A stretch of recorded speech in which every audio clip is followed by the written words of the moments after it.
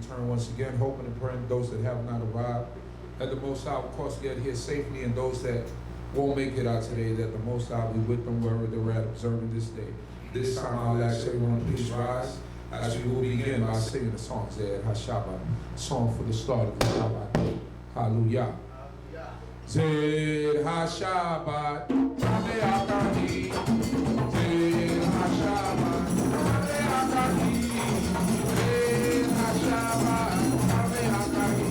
Ani Yohe Vayo Sase.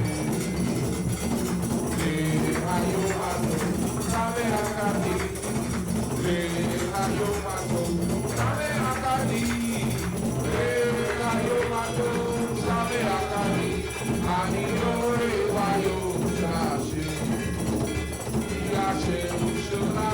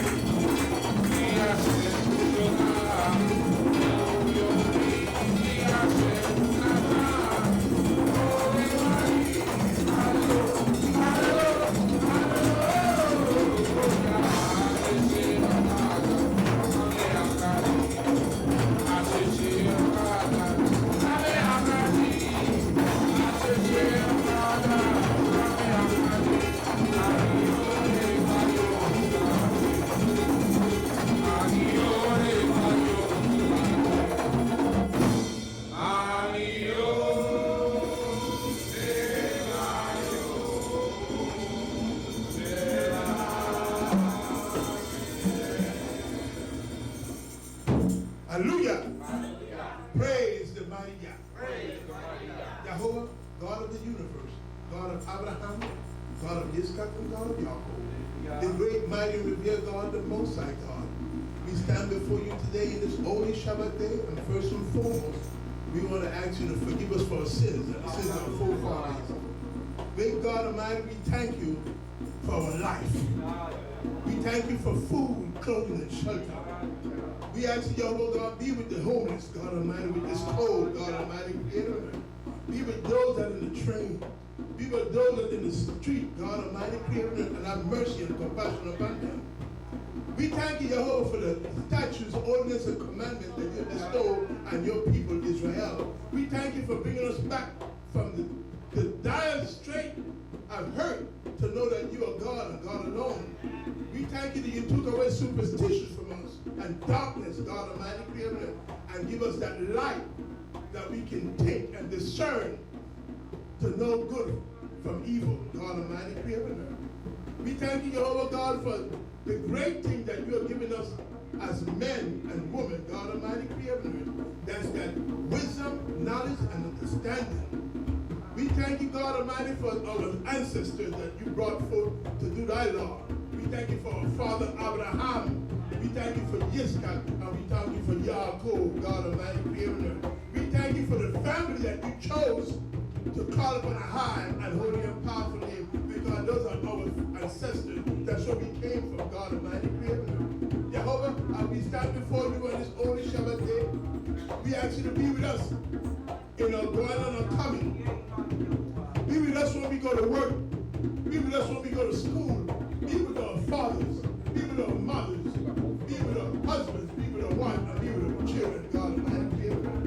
Jehovah, as I stand before you today, and I ask you to be with the family of Ricardo McKenzie that passed away, God Almighty, God. We grew up together. That was my friend, God Almighty, Creator. We know each other from you. I ask you to have mercy and compassion upon his family, God Almighty, Creator. Those that left back, please have mercy and compassion upon them. Even his nephew that abode with us, even our brother and our great brother, our brother Uzziel, his nephew, be with him, because that was his love offering. So be with him with the hurt, God Almighty, Creator. We ask you, Lord God, to be with the sick of Israel. Be with the elders of Israel, God Almighty, Creator. Be with Ima Sarah. Be with Ima Yakoya. Be with Ima Emuna. Be with all the elders that I could not mention the name, God Almighty, even Keturah. Be with all them, God Almighty, Creator. Be with them that are hated. Let them find a remedy to heal themselves, God Almighty, Creator. Give us that wisdom and that knowledge to look about healing, God Almighty, Creator. Even be with Maisha, God Almighty, with the pain that she is suffering with the arthritis. Please, Jehovah, have mercy and compassion upon her. Tell her, Jehovah, for your goodness and your mercy. Hallelujah. Hallelujah. Amen.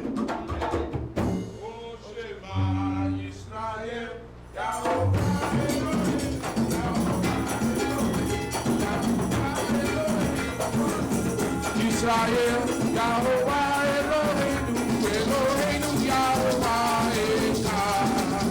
Oh, Baruch Shem Kevod, Malchuto Leolam, Malchuto Leolam, Malchuto Leolam, oh, Baruch Shem Kevod, Malchuto Leolam, Olam Wayetzei. Oh, Shema Yisrael, Yahovah Eloheinu, Yahovah Eloheinu, oh Eloheinu, oh Shema Yisrael, Eloheinu Yahovah, oh Baruch Shem Kevod, Malchuto Leolam,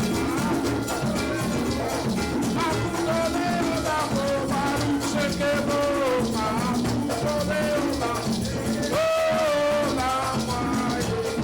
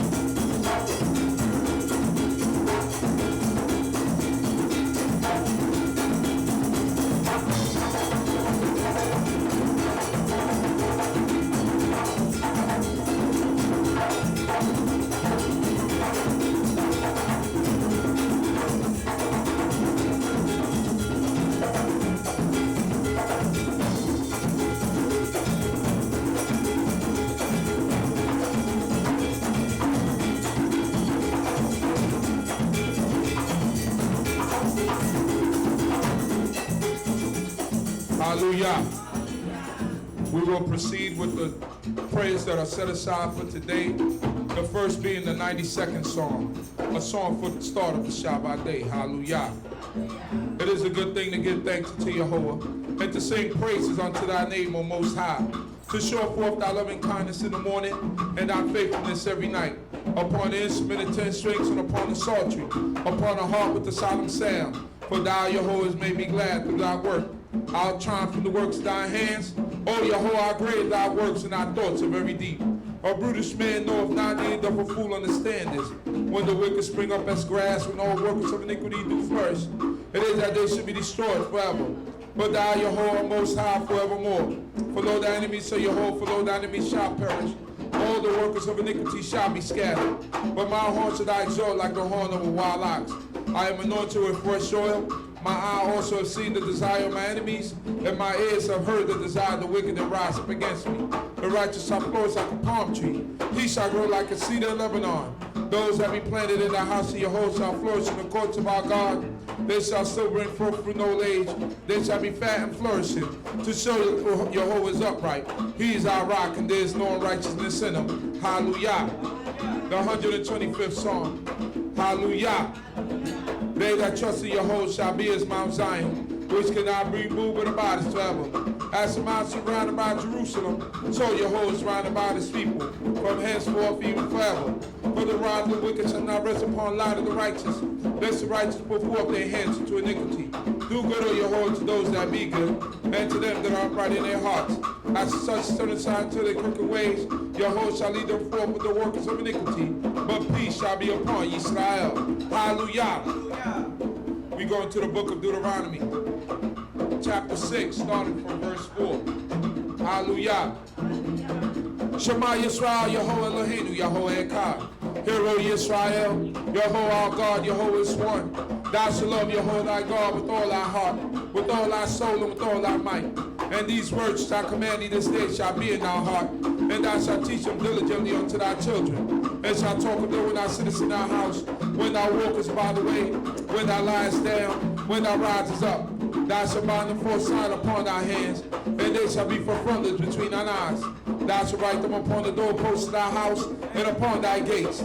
And it shall be when Yehovah thy God shall have brought thee into the land, which he swore unto thy fathers, to Abraham, to Yitzchak, and to Yaakov, to give thee great and goodly cities thou buildest not, and houses full of all good things thou fillest not, wells digged which thou diggest not, vineyards and olive trees thou plantest not. When thou shalt eat and be full, then bewail lest thou forget Yehovah, who brought thee forth from the land of Egypt, out of the house of bondage.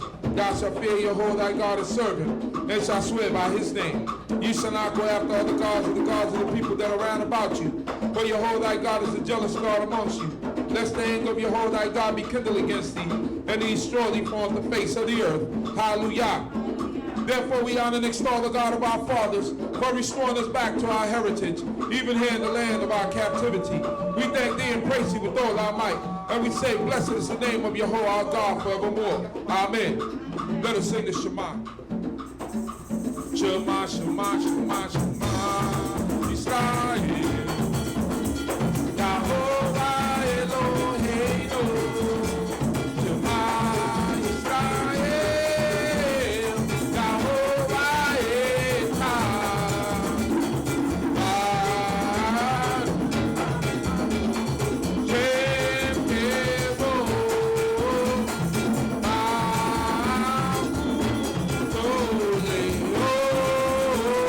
Long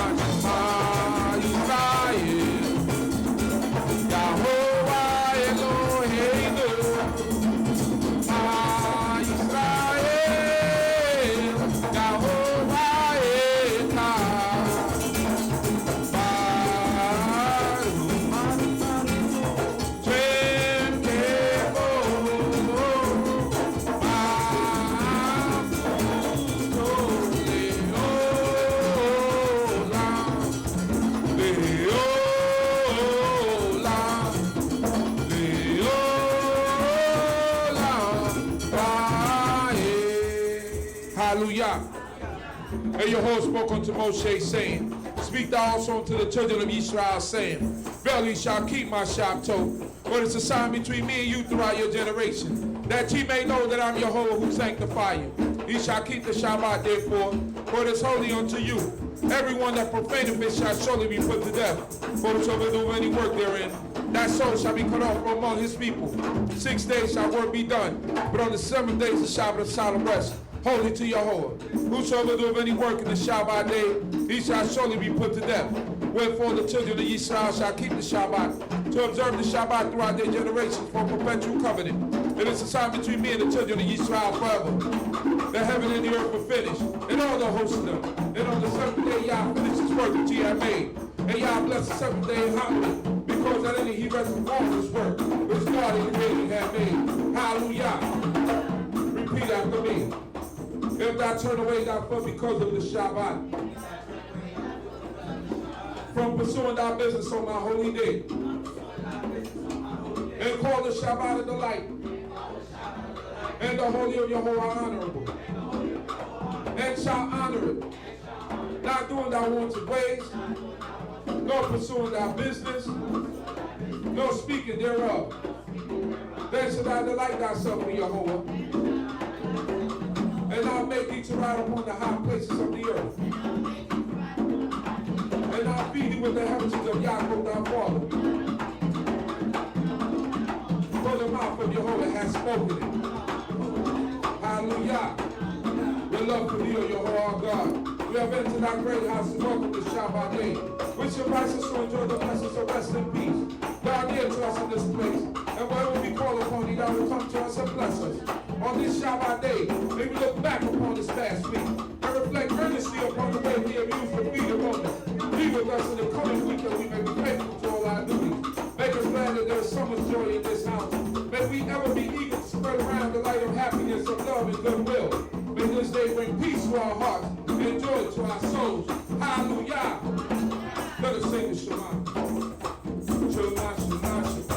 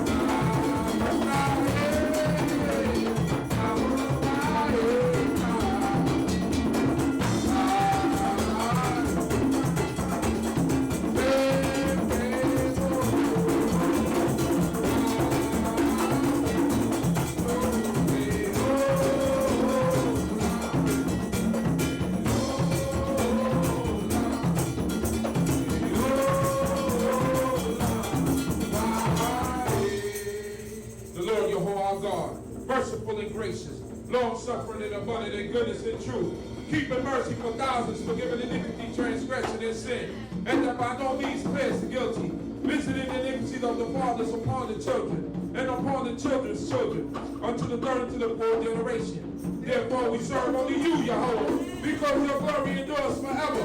We will love you and serve you, and show reverence unto thy most holy name. Who's that come to the King of glory? Hey. Who's that come to our God who fights the battles of his people, Yisrael? Hey. He who smites nations for us and subdues our enemies before our eyes. Therefore we honor and praise his holy name. Shout for joy, all you holy ones in the Most High. For our King will deliver us from the keep his laws and commandments. For our King will save us and we serve him with all our souls. For our King will deliver us and we do all that he commanded Moshe. For our King will save us and we praise him with all our might. For our King is the God of glory. Yehovah Sabaoth is his name. So make a joyful noise, so chief men, and sing aloud, you princes of Israel. Let the daughters of Zion sing with joy. And all the hosts of Israel clap their hands. For the King of glory is near. From everlasting even unto everlasting. Thou art God. Hallelujah. Hallelujah. Amen. Baruch Hashem, Shel Yahweh.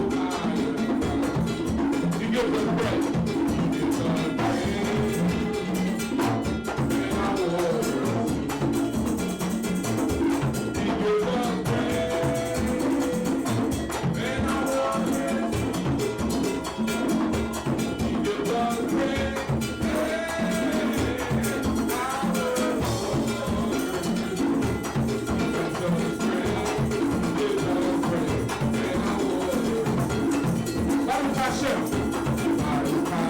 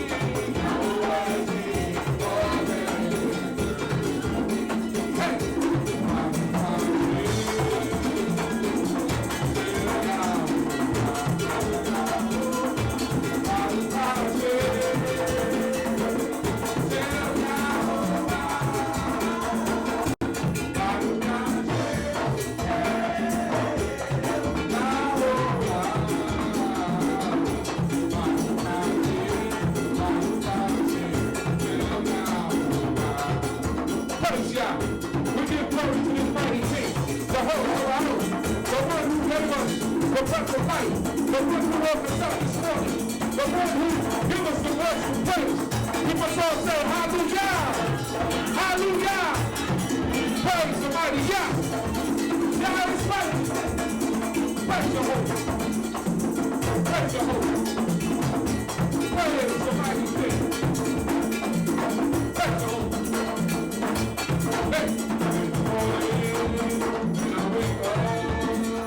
I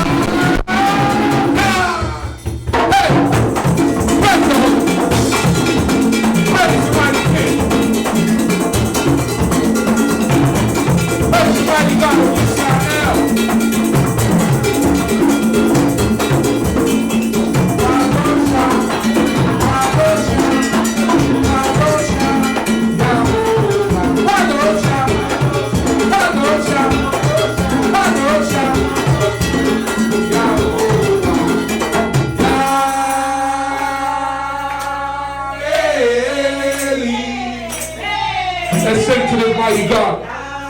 Get in here, y'all. Come on, y'all. Hey. Hallelujah. Come on. Hallelujah. Hallelujah. Hallelujah. Hallelujah. Hallelujah. Hallelujah. Hallelujah. Yahovah.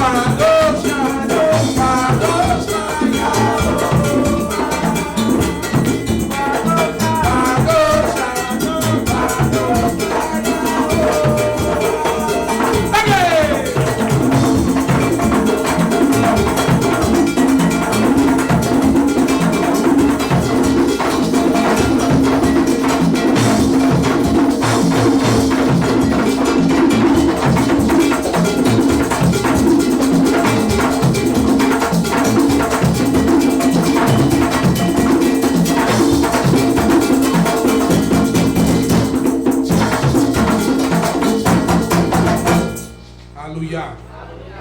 May be seated. Thanking the Creator of heaven and earth, Jehovah Sabaoth, for all things and everything, food, clothing, and shelter. Thanking the Most High King for knowledge, wisdom, and understanding, the ability to praise His name, to call upon His name.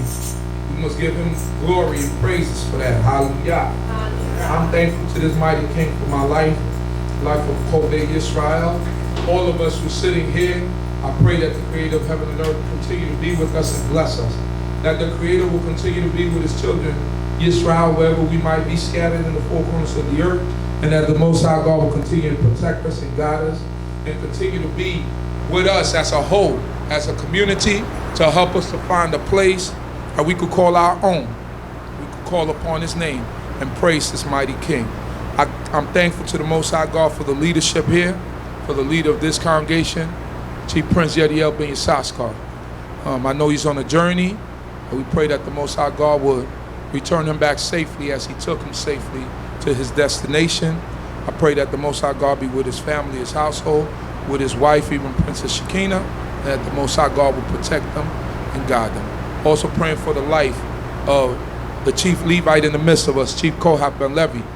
The Most High God be with him and his family, his household, and the Most High God be with his Isha, even Princess Hannah, that the Most High God be with their children, their Yeladim. Protect them and guide them and bless them with health and all the things desirable in their minds of righteousness. I pray also that the Most High God be with Chief CHOKMAH ben Yehuda, be with his wife, Princess Adera, be with their family, their household, that the Most High God would also bless them and protect them. And to all of us here, to our elders, I see in the house, that the Most High God be with you, Eva, that the Most High God be with you, Victoria, Napoleon, even Sarah, all of our mothers. If I forget one, pray that the Most High God be with you all. Even all of the mothers, that the Most High God will guide you and protect you.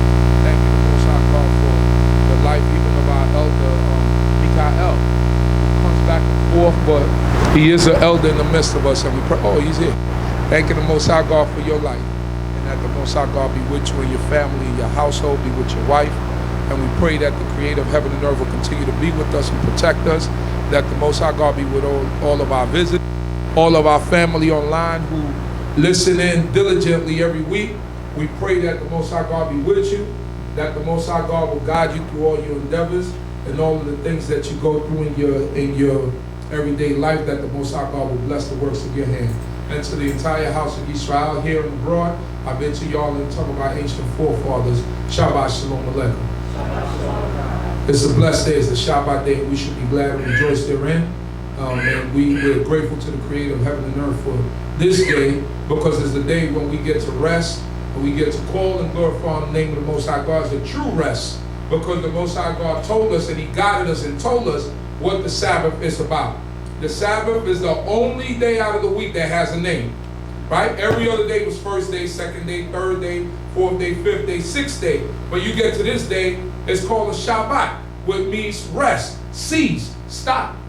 So when the Most High God gave mankind the command to observe this day, it came with stipulations and rules. Am I right or wrong? It told us what we could do on the Shabbat day and what we cannot do. Now, there's not much or too much that we can do on the Shabbat day, because it's a total rest. It says the Most High God created the heavens and the earth in 6 days. He said on the 7th, He ceased from all His work, and because God don't need rest, so He ceased. He just stopped, because He's the supreme intellect. His creations keep doing whatever He ordered them to do. So man reproduces on the Sabbath day. Babies are born on the Sabbath day. Animals are born on the Sabbath day. But what He didn't want us to do is the physical stuff that He appointed us not to do. He told us, don't burn no fire on the Shabbat day. He told us not to prepare food and cook and do any of that stuff on the Shabbat day. He said, bake that which you should bake, seed that which you should seed, so that when the 7th day comes, you don't have to do this. So these are the rules and regulations of the Sabbath day. So today, because you got so many things that people could do, and it's an easy way of doing things, we don't use the microwave. We don't turn on the TV. Why? Because it's a day of total rest before the Creator of heaven and earth. We give respect to the Most High God.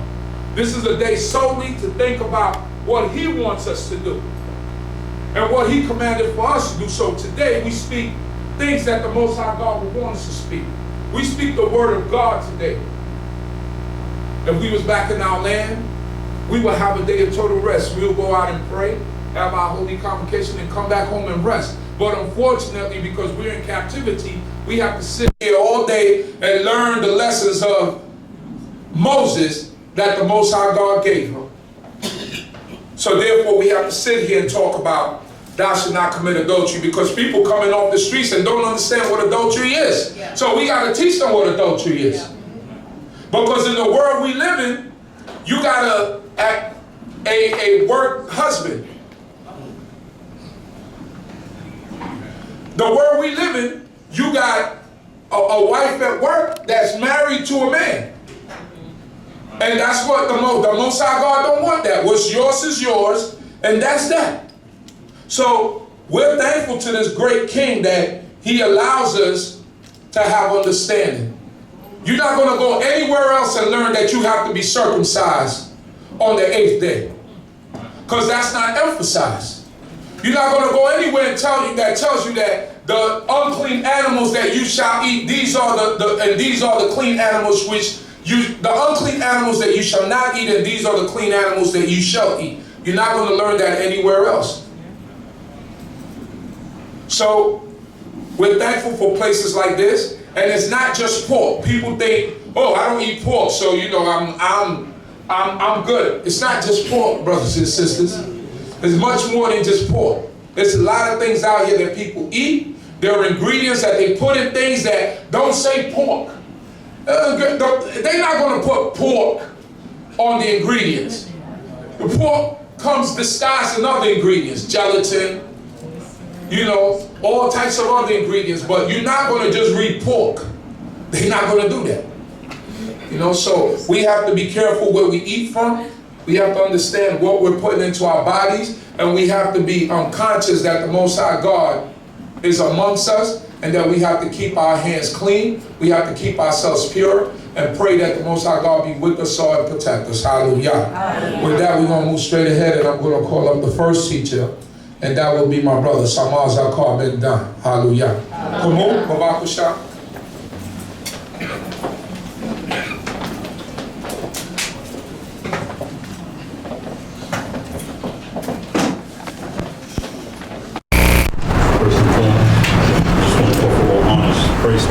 Respect, acknowledgement, thanks to the great King of the universe, to the God of our fathers, to the God of Abraham, and the God of Yitzchak, and the God of Yaakov.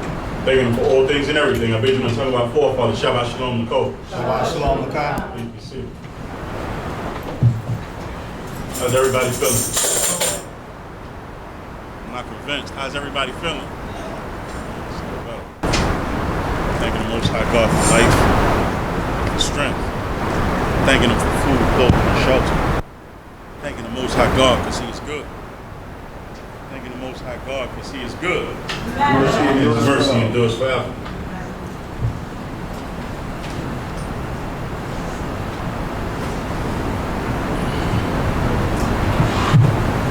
We're going to be doing the Maftia's portion for today.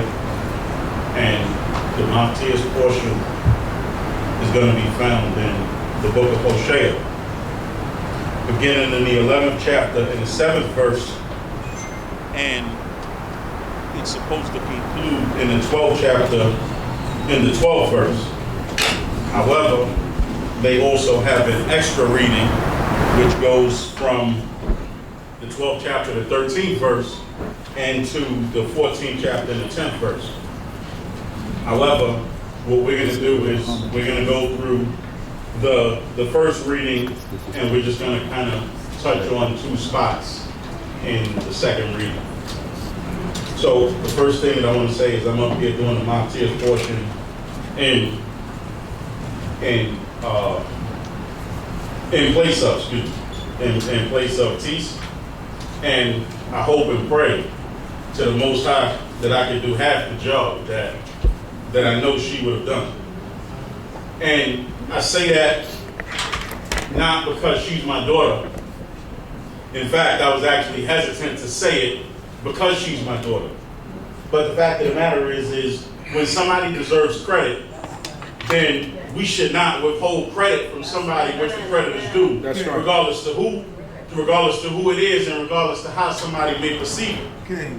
But when the individual is truly deserving, then we need to recognize individuals, and we also need to recognize the difference between the two. You know, a lot of times when it comes to teeth and women in general, that when you see that there's these certain exceptional people that the Most High God raised up. And I want to kind of touch on this for a minute, where you have this saying, right? So there's this saying about Israel being a male-oriented or male-dominated nation. So now, I'm not exactly sure what that means. And depending on who's using the statement, it can mean different things depending on who's using the statement. Am I right or wrong? Right. Because you can have individuals that will use that statement, and using that statement is used to minimize the heights that women can achieve and limit the impact. And I say that this understanding of this understanding about women can only achieve certain things, that's not something that's reflected in Scripture. Anybody disagree? That's not something that's reflected in Scripture. Because, and I'm going to say this, if new people, because us, we reach a vast audience. We reach, a lot of us here, we understand the teachings that's being spoke about every week. We understand the processes that's being done every week because we're here and we know why we do the things that we do. But we also have a large contingent of individuals who watch us. Some watch us every week. Some just tune in because they say, y'all need to listen to this service at 11 o'clock on Saturday. And if those new people who are looking at us, if they look at our service and they see a separation between men and women, then that means that we failed to accurately reflect what Scripture intended by God. Does that make sense? So, I want to say this. Miriam, Moses' sister, she got leprosy, and the camp did not move until she was healed. That's Scripture. Am I right or wrong? Deborah was a woman who judged Israel and led Israel to victory, which was also assisted by the hand of Yael when she captured Sisera. Am I right or wrong? King Josiah, they found the book of the Torah, and everybody from the high priest, they were sitting and they were wondering, what does this book of the Torah mean? Can somebody tell me who they went to? They went to Huldah, the prophetess meaning that it was a female, yes, to explain what God wanted. Many of us, while we are at work, and we go and we work hard and all of these different things, we depend on our mothers to raise the children and teach them about God in a manner that's acceptable to be raised, so that they will grow up to be individuals acceptable before God. Am I right or wrong? Okay. This God that I'm talking about, with these scriptures and other scriptures like it, does not sound like a God who relegates 65% of his people to be housewives. That's just not where great women stop. No. The highest thing that you can achieve is not being a housewife. Right. That's a misnomer. That's right. And I want to say that one of the things that we need to consider is we learned a lot of things from this people here that we don't recognize that we learned from being from Americans and from America. We learned a lot of things that we don't recognize that this is a product of being under this people. But I tell you this, right? So, Americans got the right to vote in 1776 after the Revolutionary War and that war and the defeat of England. Am I right or wrong? That's right. That's when Americans got the right to vote, right? That's right. And when you read the Declaration of Independence, it says that everybody is free and everybody is equal and all those different things. Am I right or wrong? Yes. Yet, women, American women, did not get the right to vote until 1919 with the 19th Amendment. Y'all should play that number. That's right. I ain't saying it's going to come out, but I'm saying y'all should play that number. That's right. 19th Amendment, 1919. That's right. 143 years later. Okay. That concept of women being subservient is not an Israelite No, concept. it's not. No, it's not. That concept of women being subservient is a European That's concept right. That's right. that we adopted. And we adopted it well. Just bear that in mind. Yeah. Teach that. So, what I want to do is, and I'm going to do things slightly different. If you could read, starting in Hosea 11, and then just please read 1 through 7. We're in the book of Hosea, chapter 11, verse 1. Hallelujah.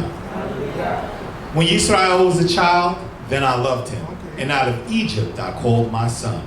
The more they called them, the more they went from them.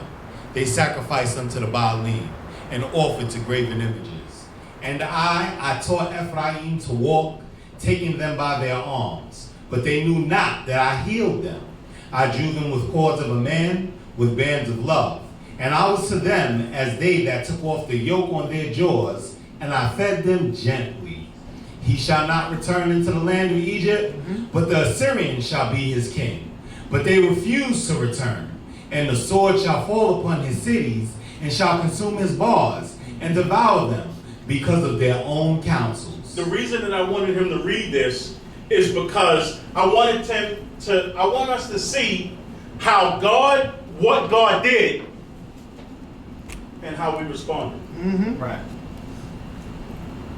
God said, when Israel was a child, I loved him, Yes. and I called my son out of Egypt.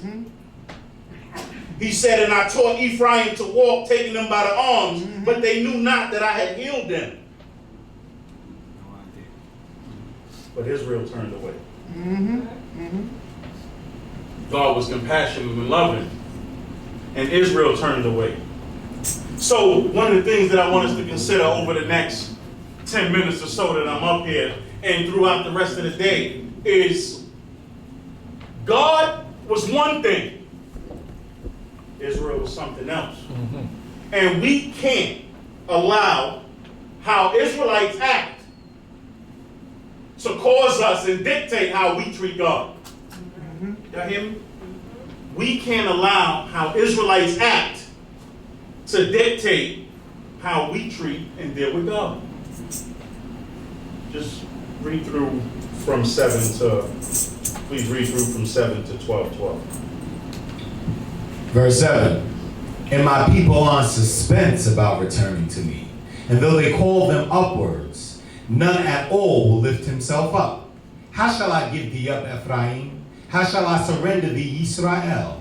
How shall I make thee as Admah? And how shall I set thee as Zeboim? My heart is turned within me. My compassions are kindled together. I will not execute the fairness of my anger. I will not return to destroy Ephraim. For I am God and not man, the Holy One in the midst of thee, and I will not come in fury. They shall walk after Yahweh, who shall roar like a lion.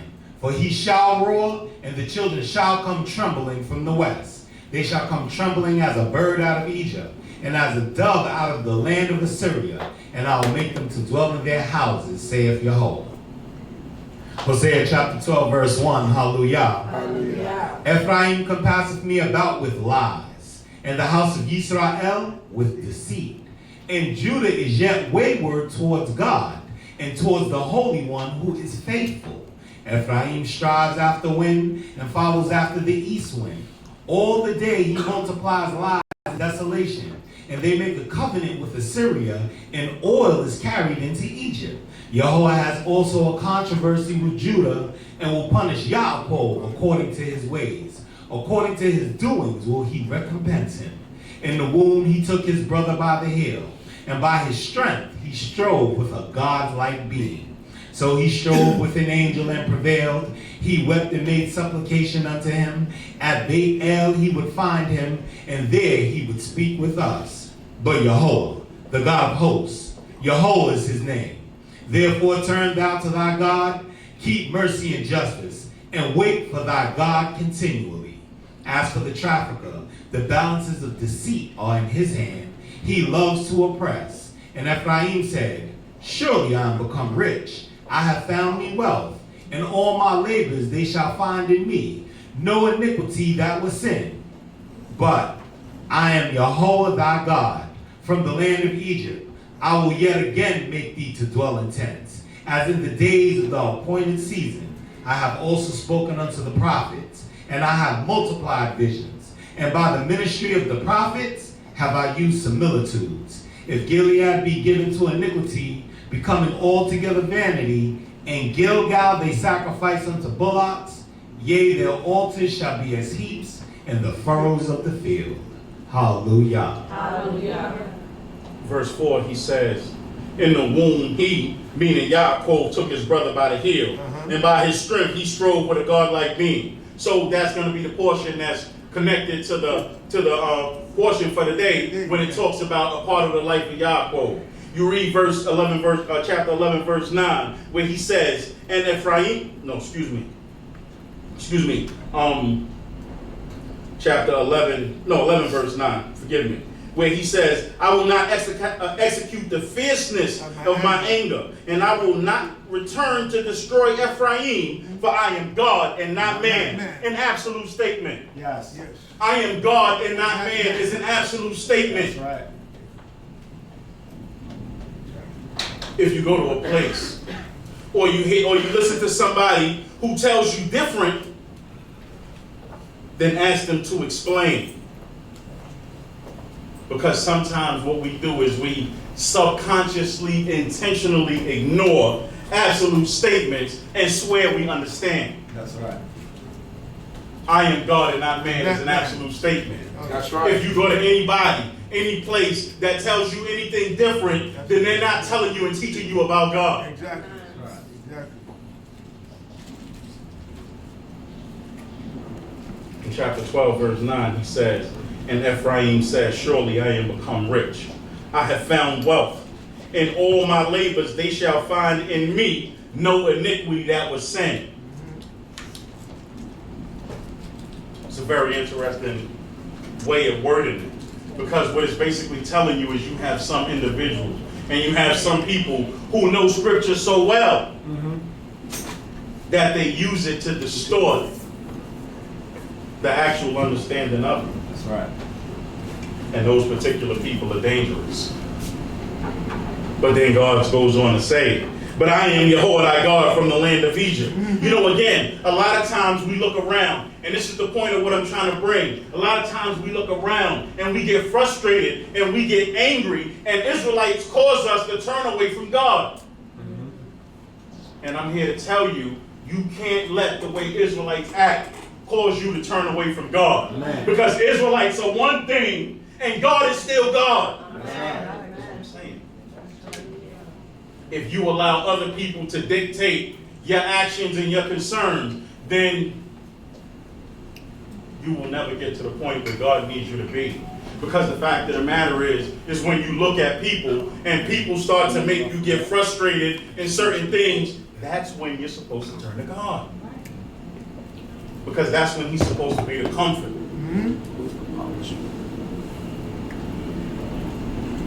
Hosea chapter 13 verse 1, when he says, now I'll read it. When he says, when Ephraim spoke, there was trembling. He exalted himself in Yisrael. But when he became guilty through Baal, he died. Meaning, when Ephraim, you ever wonder why Ephraim, being one of the last sons, not actually a son, but one of Joseph's sons to be born, how did Ephraim turn to become one of the head tribes of Israel. Because when he spoke, everybody listened. And when he was stately and godly, everybody listened, and God caused people to hear. But when he turned away and became guilty, he died. Why is that verse important?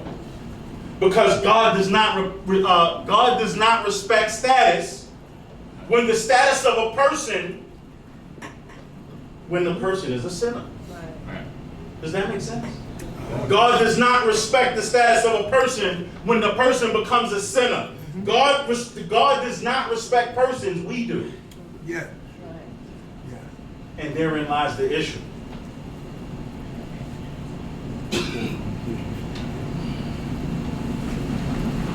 Hosea chapter 13 verse 9, he says, "It is thy destruction, O Israel, that thou art against me, against thy help."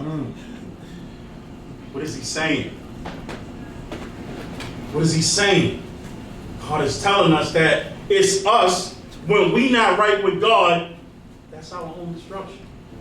You know, I got a phone call this week that was very disturbing. But I'm not going to talk about that phone call, right? Anybody see this whole impeachment thing? With Trump? Yeah. And so now they're ready to prepare the report, right? Okay. And so Trump comes out with a tweet. And in his tweet, he says, "We are all Republicans and we stand together, we will win." Right? Yeah. But all the Republicans wasn't there when you committed your impeachment offense. Am I right or wrong? That's Right. right. But yet, he's trying to gather support. Yes.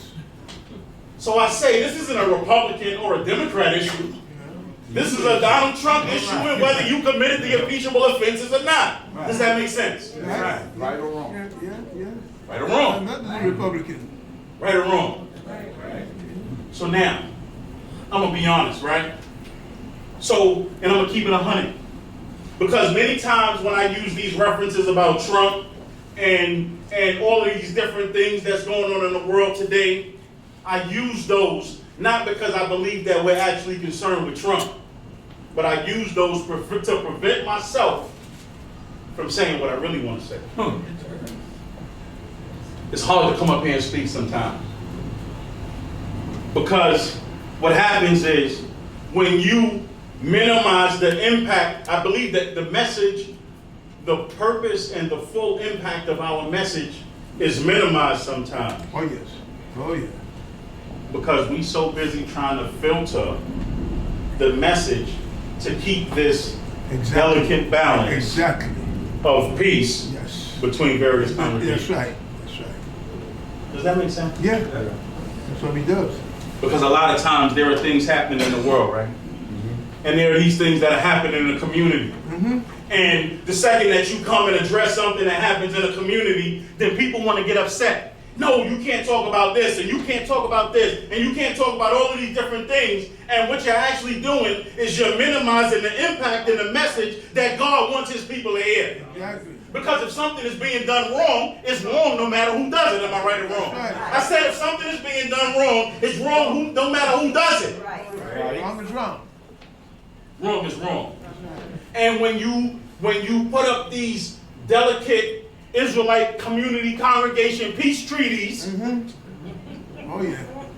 to keep people from talking about the wrong and the nastiness that's out there, what I'm telling that you do is you allow these deviant people to continue to walk around. That's right. That's right. Can you do me a favor? Yes, sir. Can you read, go to Leviticus, please. Chapter 20. And read chapter 20, verses 2 through 5. Please. Because what I want to show us is the difference between Israel and God. And a lot of times we say this is to keep the peace in Israel, which may be the case. But my question is, do we keep the peace in Israel at the expense of having God upset. Think about that. Because I want to talk about I want you to read this portion where it talks about how God feels when God is upset. Come on. Leviticus chapter 20, verse 2. Hallelujah. Moreover, thou shalt say to the children of Israel, whosoever he be of the children of Israel or of the strangers that sojourn in Israel, that giveth of his seed unto Molech, he shall surely be put to death. The people of the land shall stone him with stones. I also will set my face against that man, and will cut him off from among his people, because he has given of his seed unto Molech, to defile my sanctuary, and to profane my holy name. So hold on right there. So this is clear, right? God said you have an individual that sinned. This is how you deal with the individual that sinned. Am I right or wrong? Right? Right? That's clear. Come on. Verse 4. And if the people of the land do at all hide their eyes from So I ask man. this question, does that sound familiar? Yeah. Because a lot of times, we as a people, listen to me, I tell you, a lot of times, we as a people, we want to talk. And we want to say like these nasty and wrong and different things going on. And we look and we give excuses as to why the person or people or whatever it is shouldn't face judgment that's due based on the crime and the fact and the thing that they were wrong. Does that make sense? You know what it is? I think I'm one of those unfortunate people. My mother, she never taught me to keep silent on a matter and sit and listen to something that's wrong. She never taught me to do that. So I talk, and I talk, and I talk. Come on. And if the people of the land do at all hide their eyes from that man, when he gives of his seed unto Molech, and put him not to death, then I will set my face against that man and against his family. Say what? And will cut him off. Can you read that again? And then I will set my face against that man and against his family and will cut him I'm off. only talking about God, right?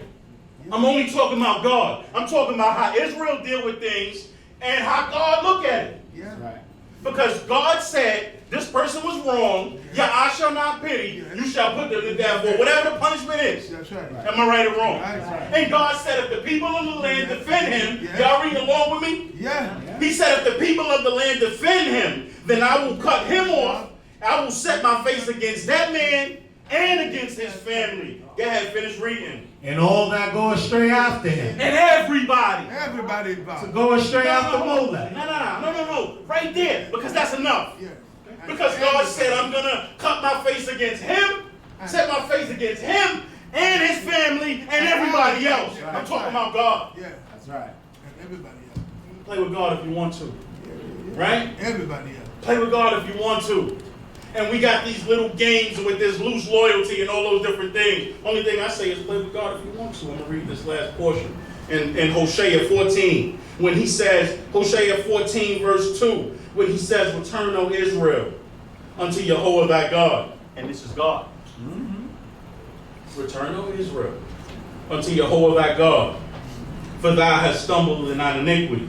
Take with you words and return unto Jehovah. Say unto him, forgive all iniquity and accept that which is good. So will we render for bullocks the offering of our lips. Assyria shall not save us. We will not ride upon horses. Neither will we call any more upon the works of our hands, God.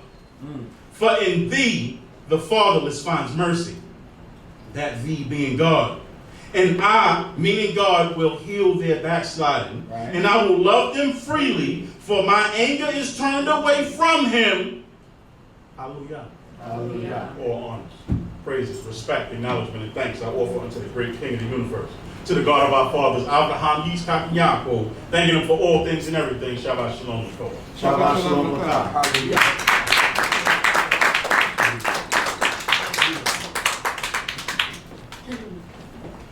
Hallelujah. Thank you the Most High God for our brother Samal Zakar.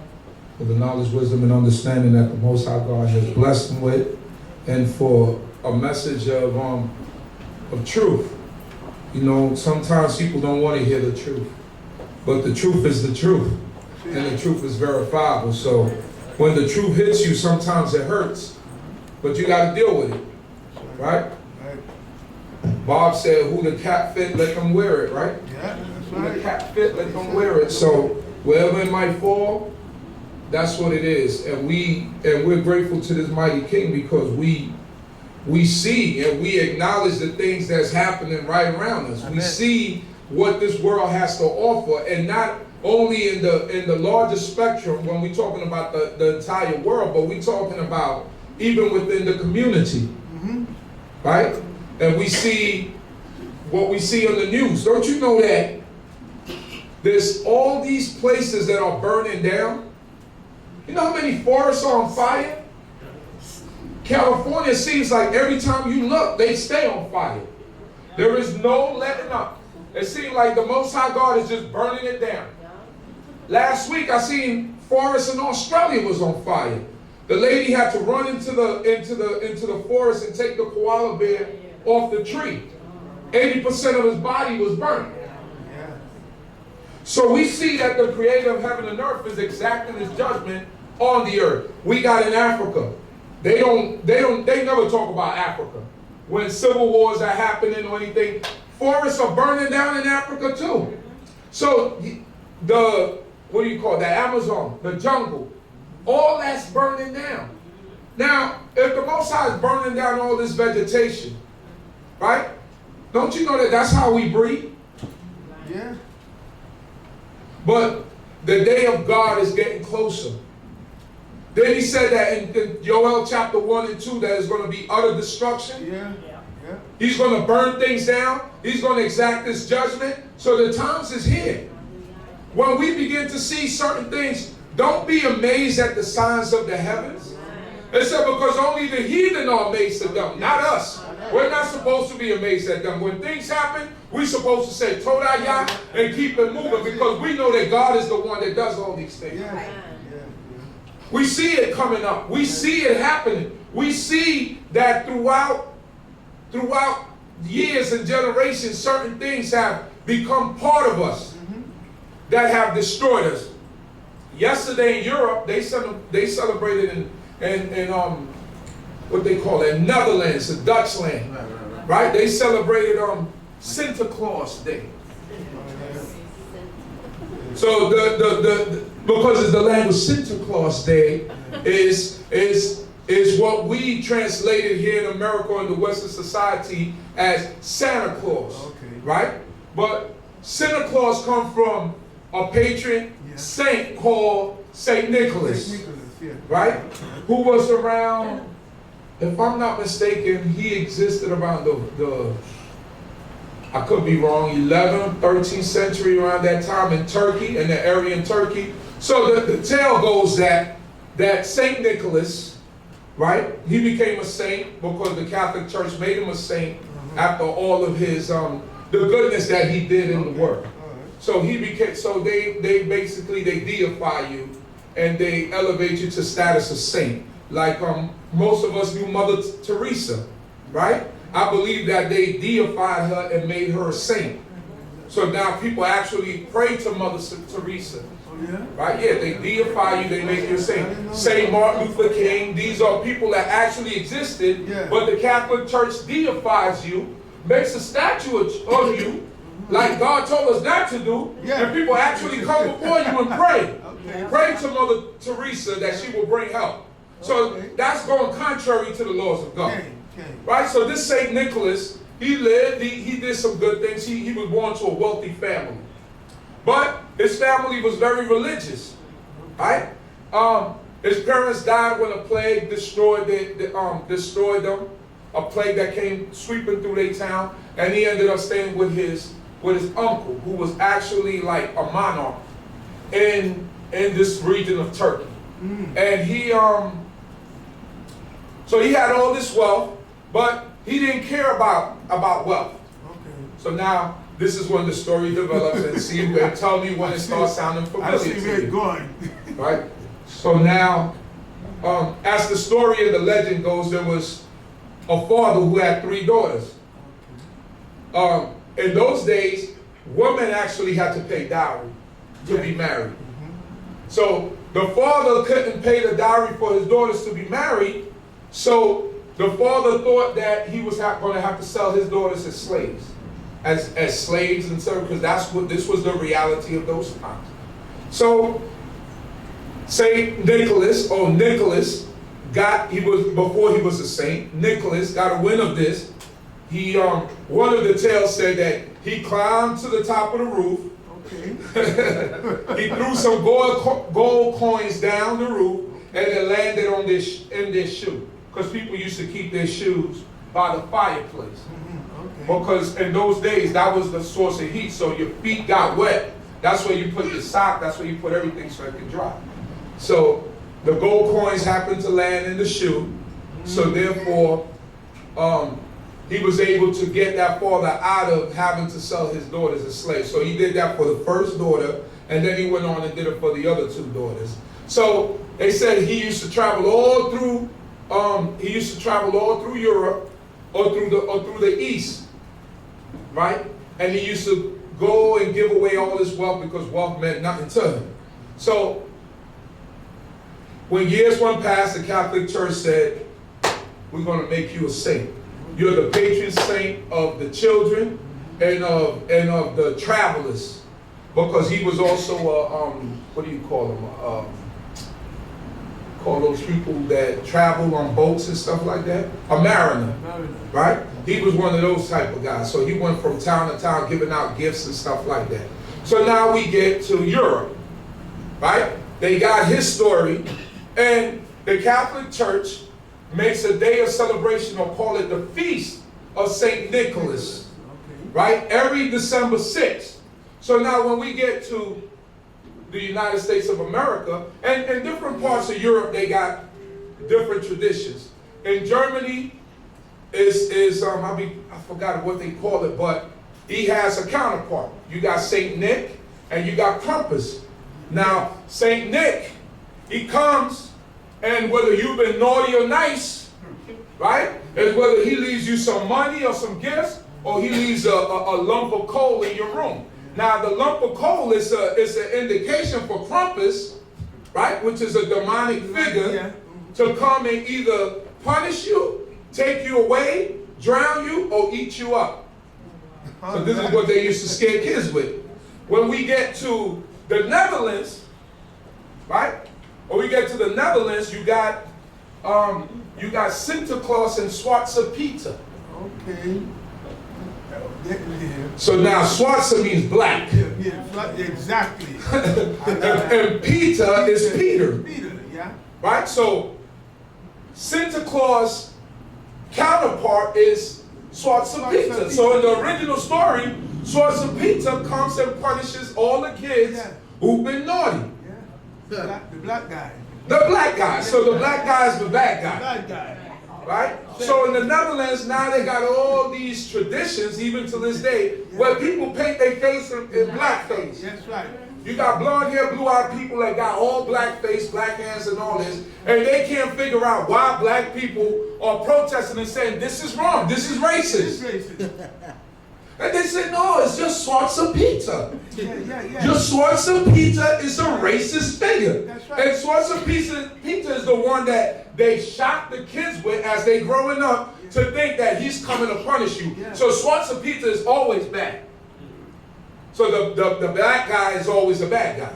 Say hello to the bad guy. Yeah, say hello to the bad guy. So Zwarte Piet, they can't understand why people are so enraged. So what they did is because black people were getting arrested. People were saying that it was people from the Dutch Antilles. They was protesting about it. So now they don't have Zwarte Piet anymore.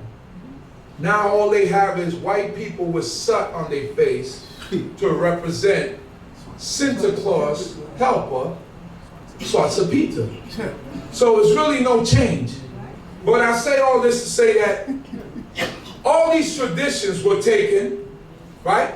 And by the time we get to Christmas, right, and Santa Claus, Santa Claus is just because we wasn't saying Santa Claus. That's the Dutch way of saying Santa Claus. So when we came to English, we talk about Santa Claus.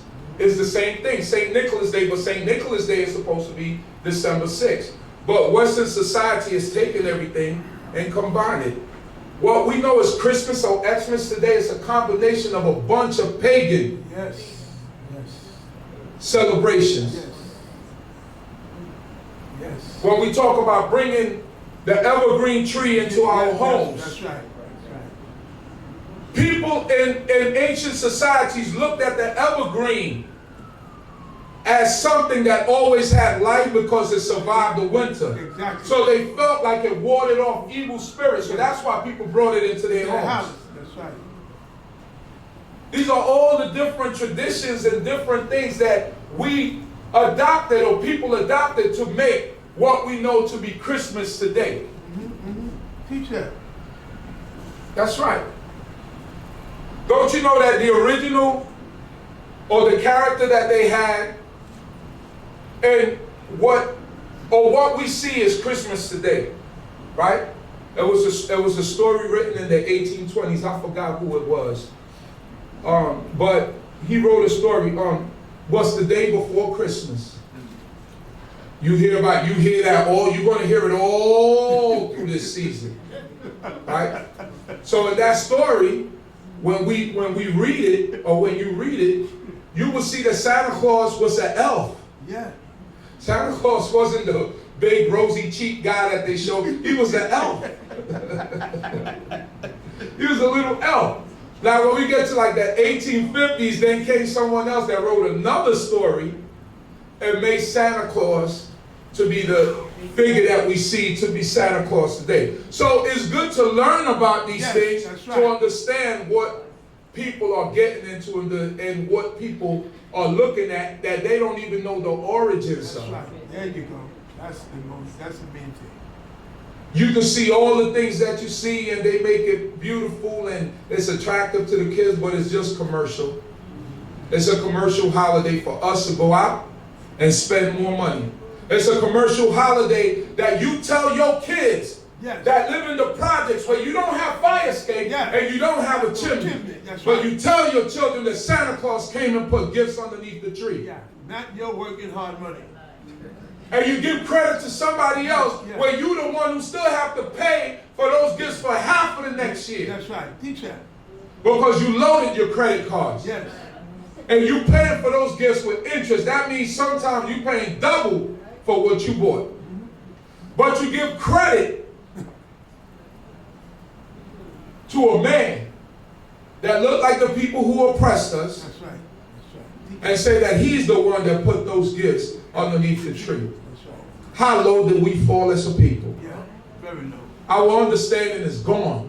We're gone. Your mother struggled, worked 2-3 jobs to get you all that stuff. And then you have to tell the children that Santa Claus put it underneath the tree?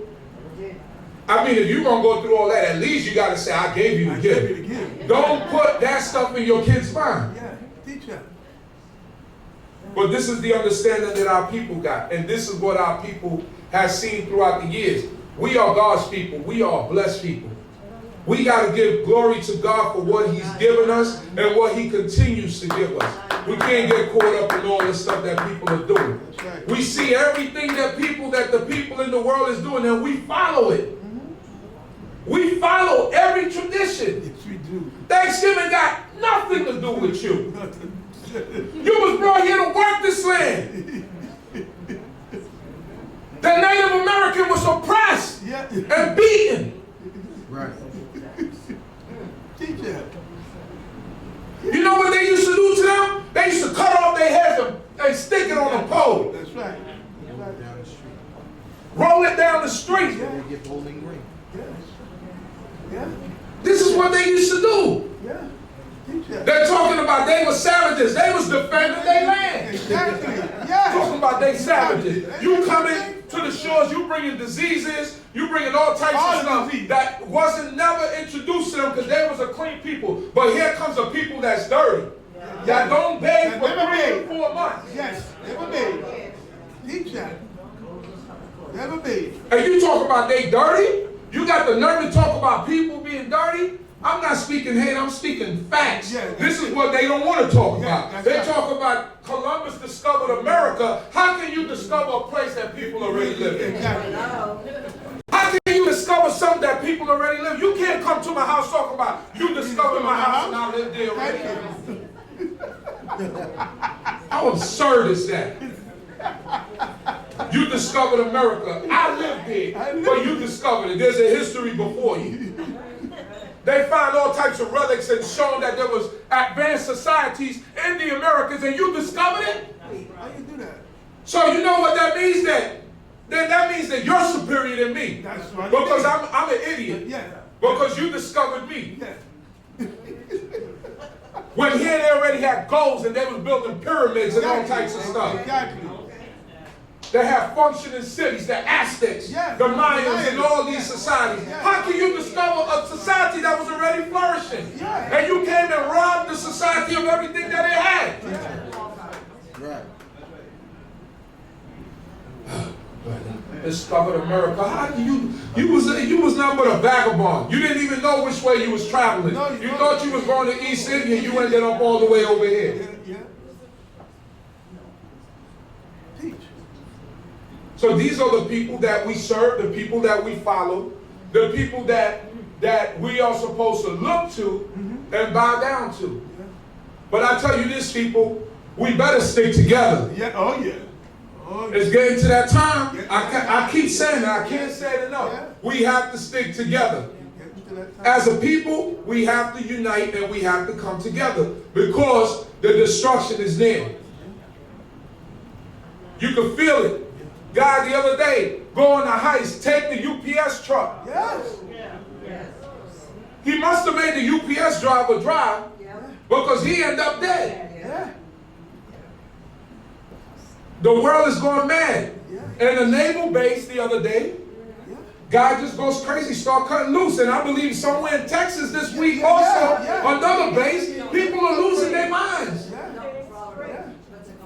Pensacola, Yeah. Florida. Teach. Everything This is what's happening in the world. The people are going crazy. Violence is Oh abroad. yeah. Right. Oh yeah. Violence. And Agent Orange, the world laughing at him. Yeah. Young cubs. Yeah.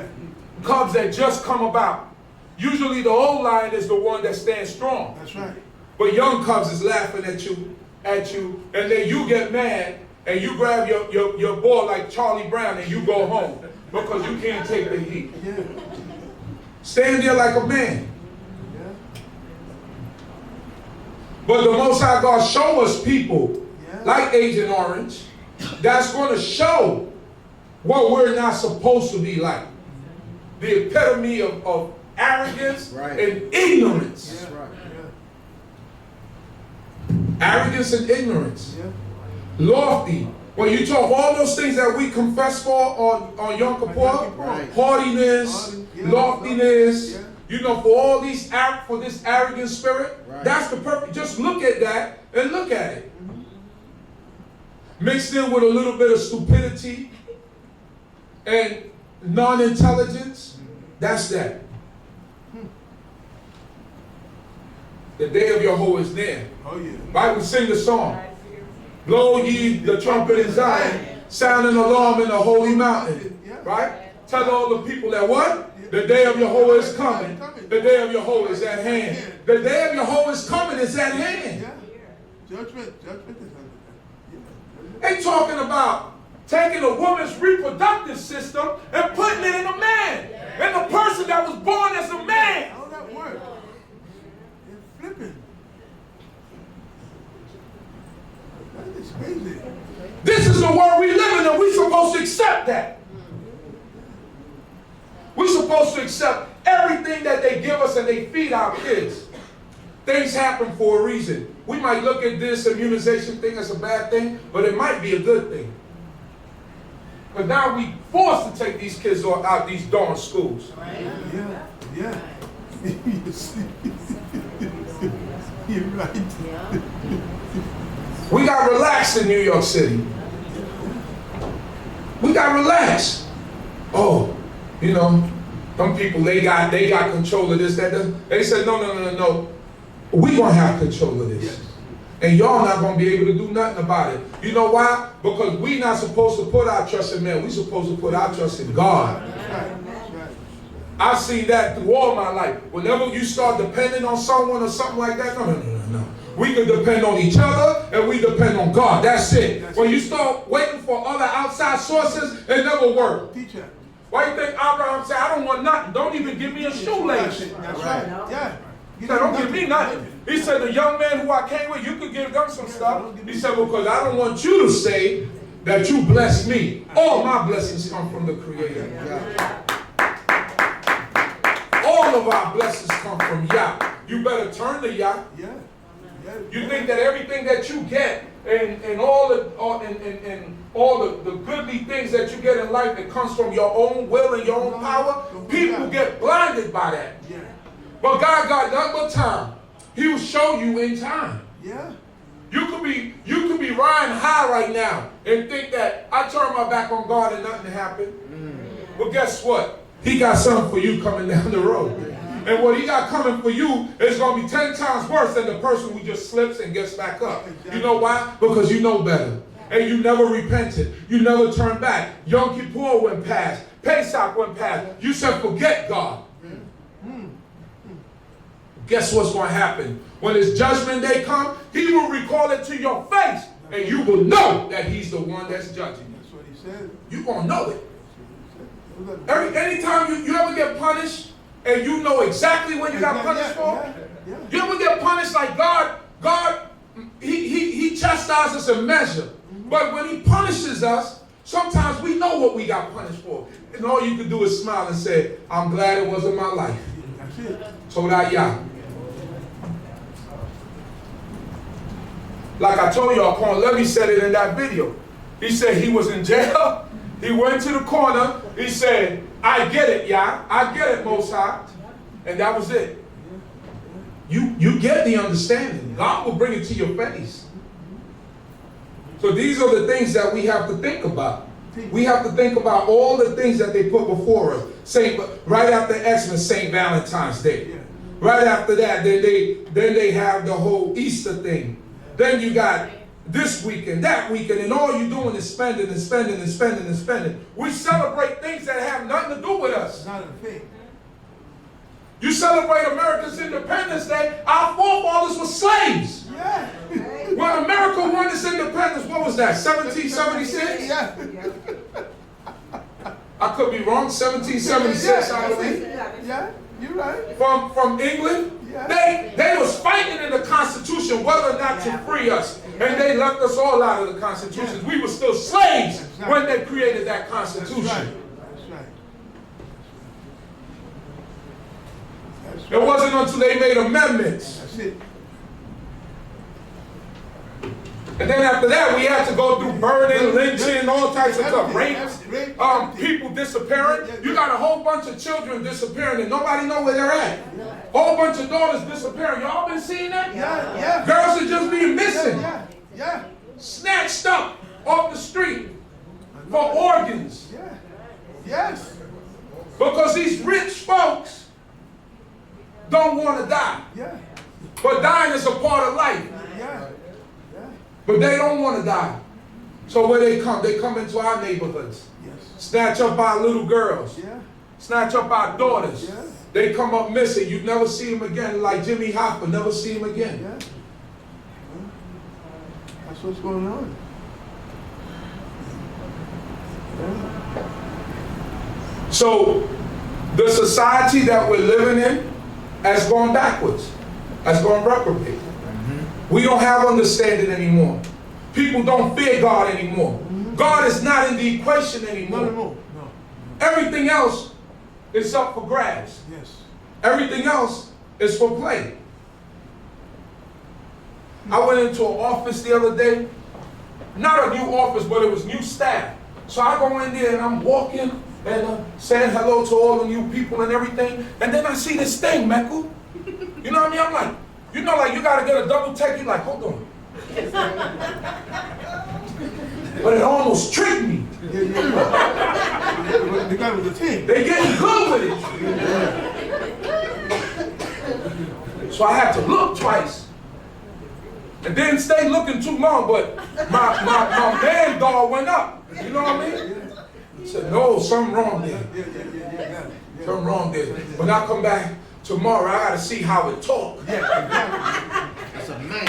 Yeah, I gotta hear how it talk because my radar gotta, your radar. It processes. Yeah, man alert, man alert. Processes. Yeah. It's the thing. So, but the thing tricked me because, it's thin. You know what I mean? It don't have the features, the big hands and stuff. Man, when you see a man, you know it's a man. Yeah. You know what I mean? And I said, boy, what is it? Went back the next day. But I think the thing kind of seen the look on my face and was like, no, he know. No, he know. I know exactly what I have. They seen the thing because I got this certain face that I put on. And to the other girls say, how y'all doing? Love y'all. I'm gonna keep it real though. I'm gonna keep it real. The alarms went up. It goes crazy, like your brain. I mean, like nah. No, it's not real, it's memory. Yeah, it's not real. It's not real. I give glory to God, man, because these laws safeguard us from that type of stuff. The understanding of Yah safeguard us from that. Okay. We don't have to walk in unrighteousness and walk in deception and see people and act like it's all good. It's not all good. It's not all good. Teacher, no. It's not all good. Our Creator put us in the midst of this people so that we could pay. This is punishment for us. The thing is, we gotten too comfortable. We've gotten too comfortable in captivity. Yeah. So if nothing is at your feet, if nothing is nipping at your heels, and nothing is uncomfortable, then why do you want to get out of here? You comfortable. Money, nice, And make you complacent. Yeah, very much so. You putting on weight. You're eating good. You're eating good. You can push back and recline your chair and nothing is going wrong. You're not missing 2-3 days of food. No. You're not understanding what it is to fight for what you need. No. We give glory to this great King. You got those slides I sent you? I thought I was gonna do. I wanted to project, but I think we got too many people here to try to move and make space here. So hopefully, I could just go from here. I should have did that from the beginning. So, all right, let's go to the portion on Genesis chapter 28. What verse is that? 10. Okay. Verse 10.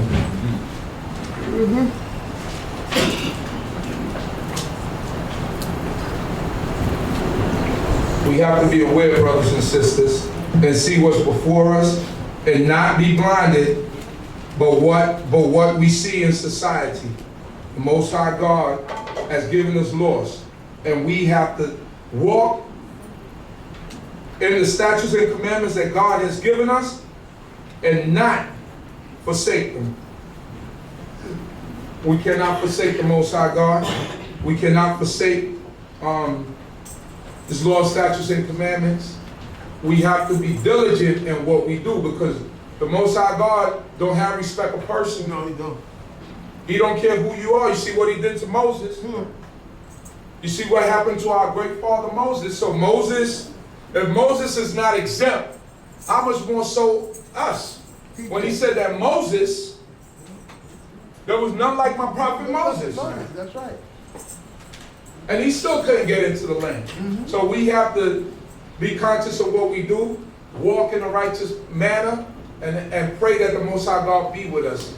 We're going to have bumps along the way. We're not perfect. That's right. The person who gets up in front of you and talks about they're perfect, or that God is giving them a message and doing this, that, and the other, you better watch those people. Watch them people.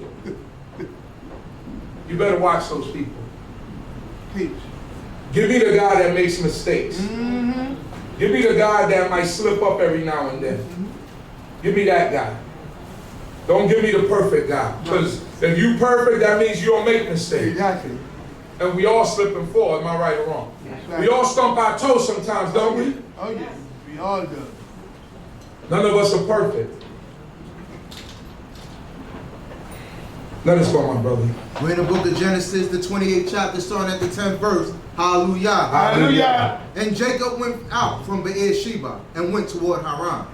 And he lighted upon the place and tarried there all night, because the sun was set.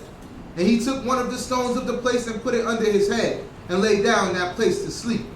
And he dreamed, and behold, a ladder set up on the earth, and the top of it reached to heaven. And behold, the angels of God ascended and descended on it. So, the name of this portion is called Wayetzei, and it means BINAH, go forth, right? And so this is, he's going out because why? What happened in the previous portion? Why is Jacob leaving? He's running from the brother. He's running from Esau, his brother, right? Because his brother made a promise. He said, when my father dies, I'm going to kill him. So his mother, Rebecca, said, no, I'm not going to wait for that to happen.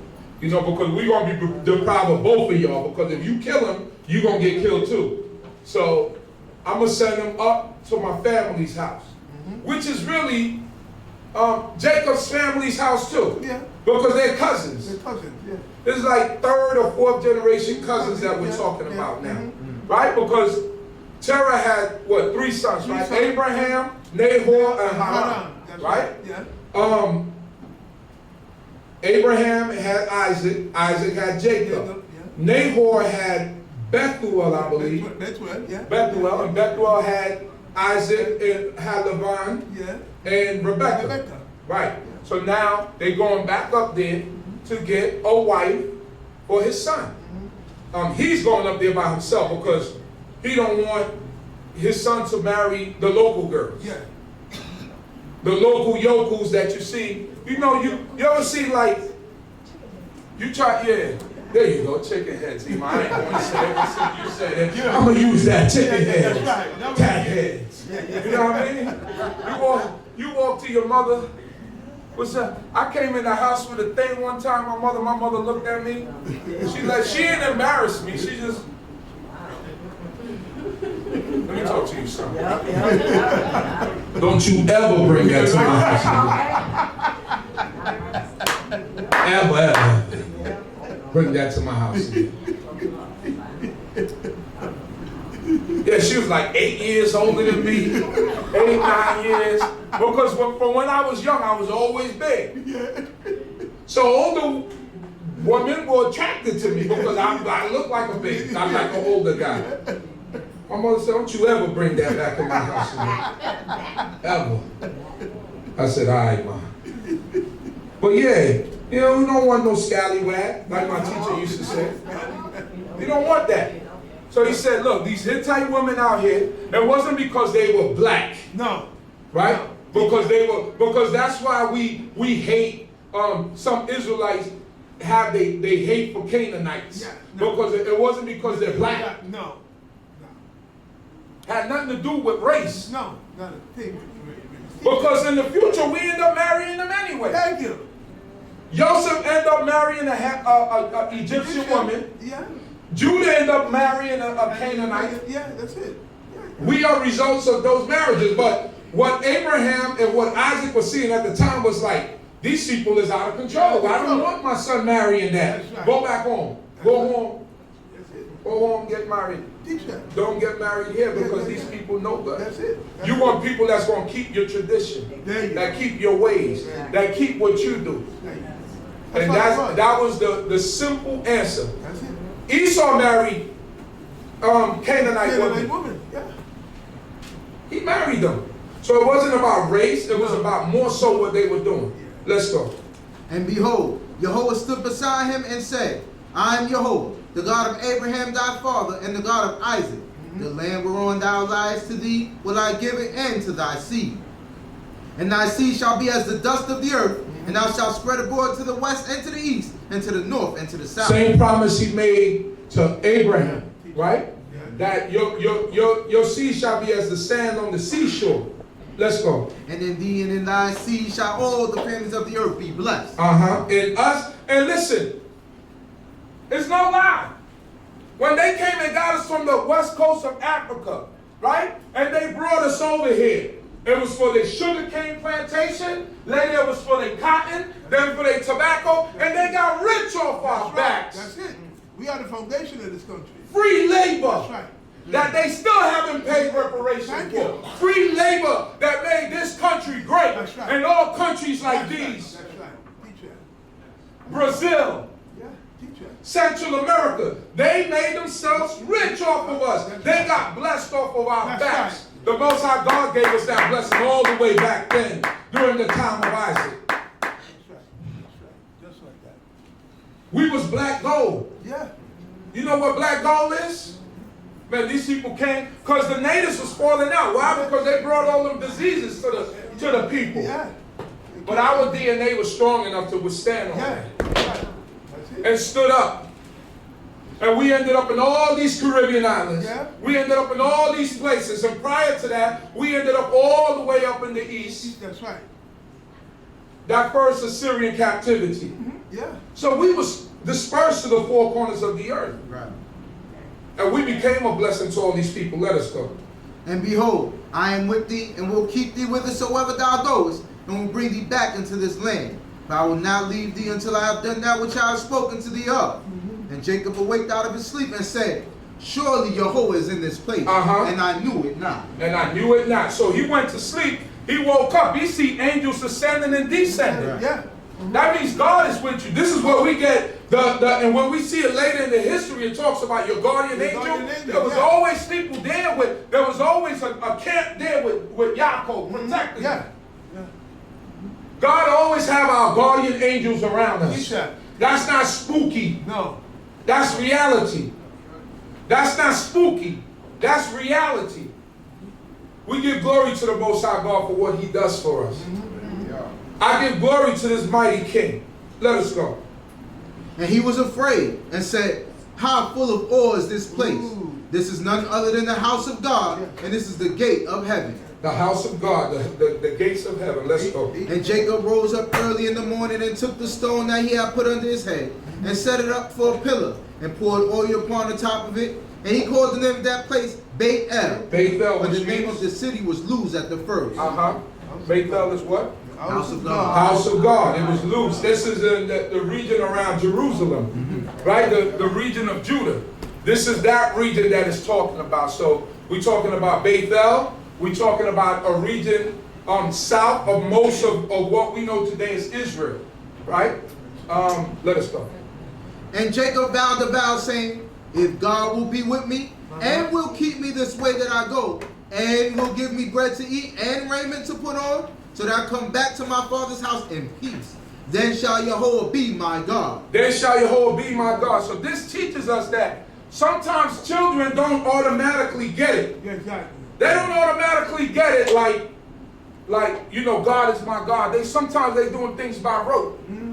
Right? Because this vow that he made, he said, if you do all these things for me, you protect me, you help me, you look out for me, then you will be my God. Yeah.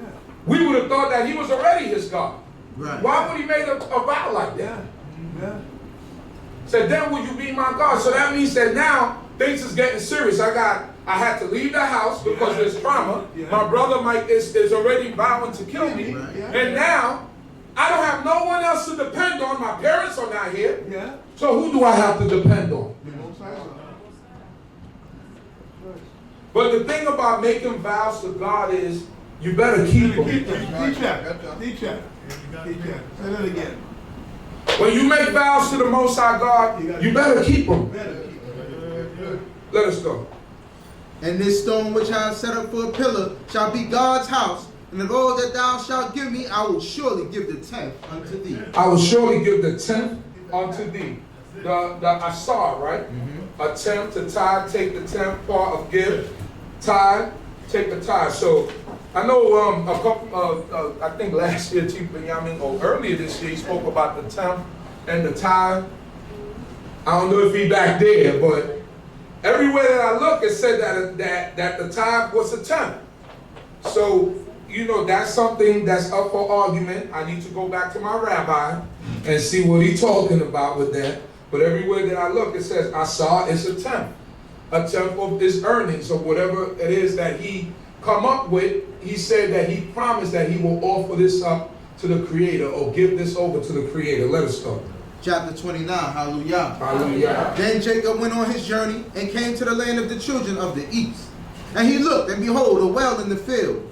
And lo, 3 flocks of sheep lying there by it. For out of that well they watered the flocks. And the all right, what's the kids? What's the difference? What's a flock and what's a herd?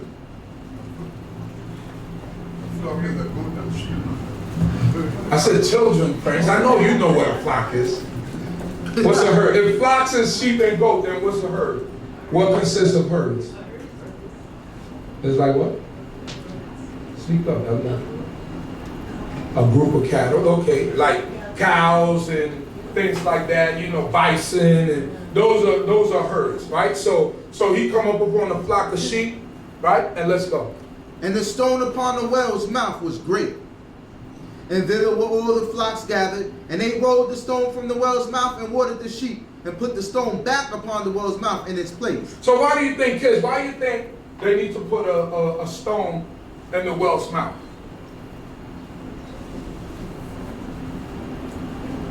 Why do you think they need to put a stone in the well's mouth? So what? Use the mic so I can hear you. Pull the mic out. Why do you think they need to put a stone in the well's mouth? Let's hear me, because these are our intelligent children. So let's hear it.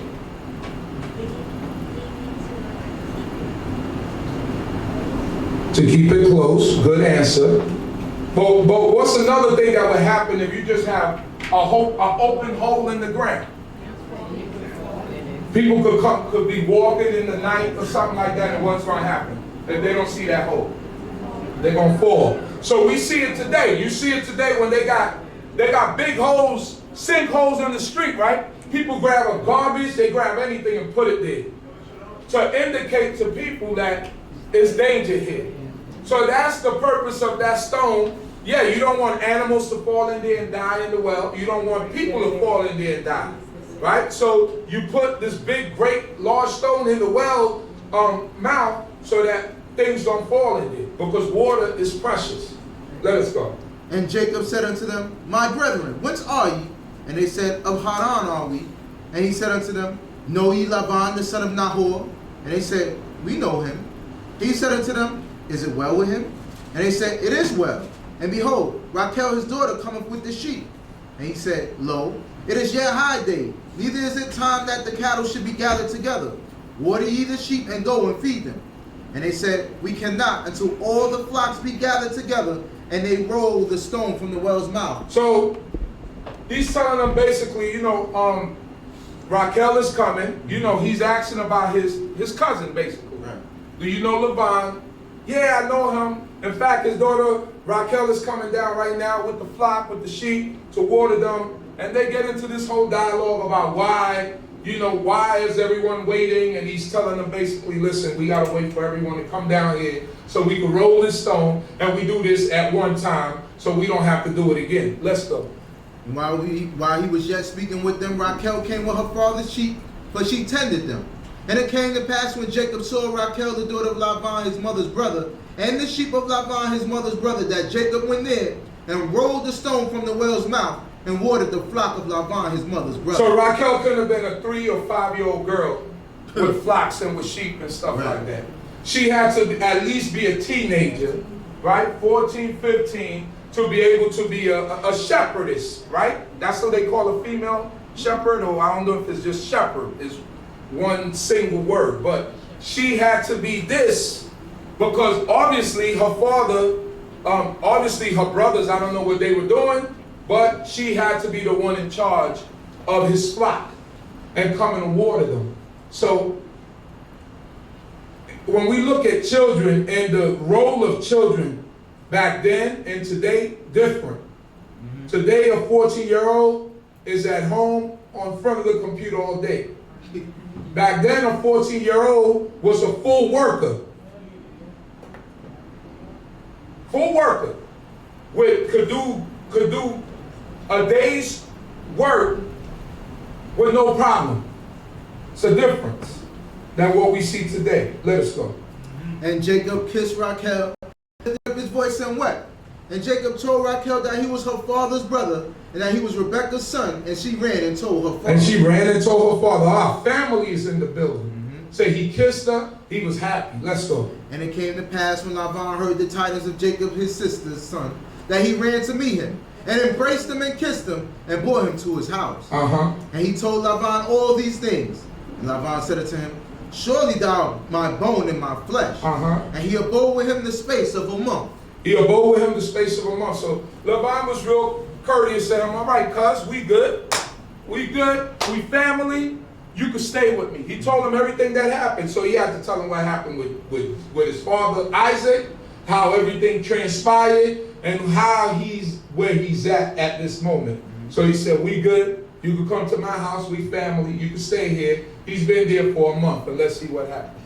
And Laban said unto Jacob, because thou art my brother, shouldest thou therefore serve me for naught? Tell me, what shall thy wages be? Now Laban had 2 daughters. The name of the elder was Leah, and the name of the younger was Rachel. And Leah's eyes were weak, but Rachel was a beautiful form and fair to look upon. One thing that we see here with Yaakov, with Jacob, right? He didn't come to his cousin's house and just laid up. No. For Laban to make a statement like, listen, you don't have to stay with me and work for free. That means he was getting up 5 o'clock, 6 o'clock in the morning, the same way everybody else was in the house.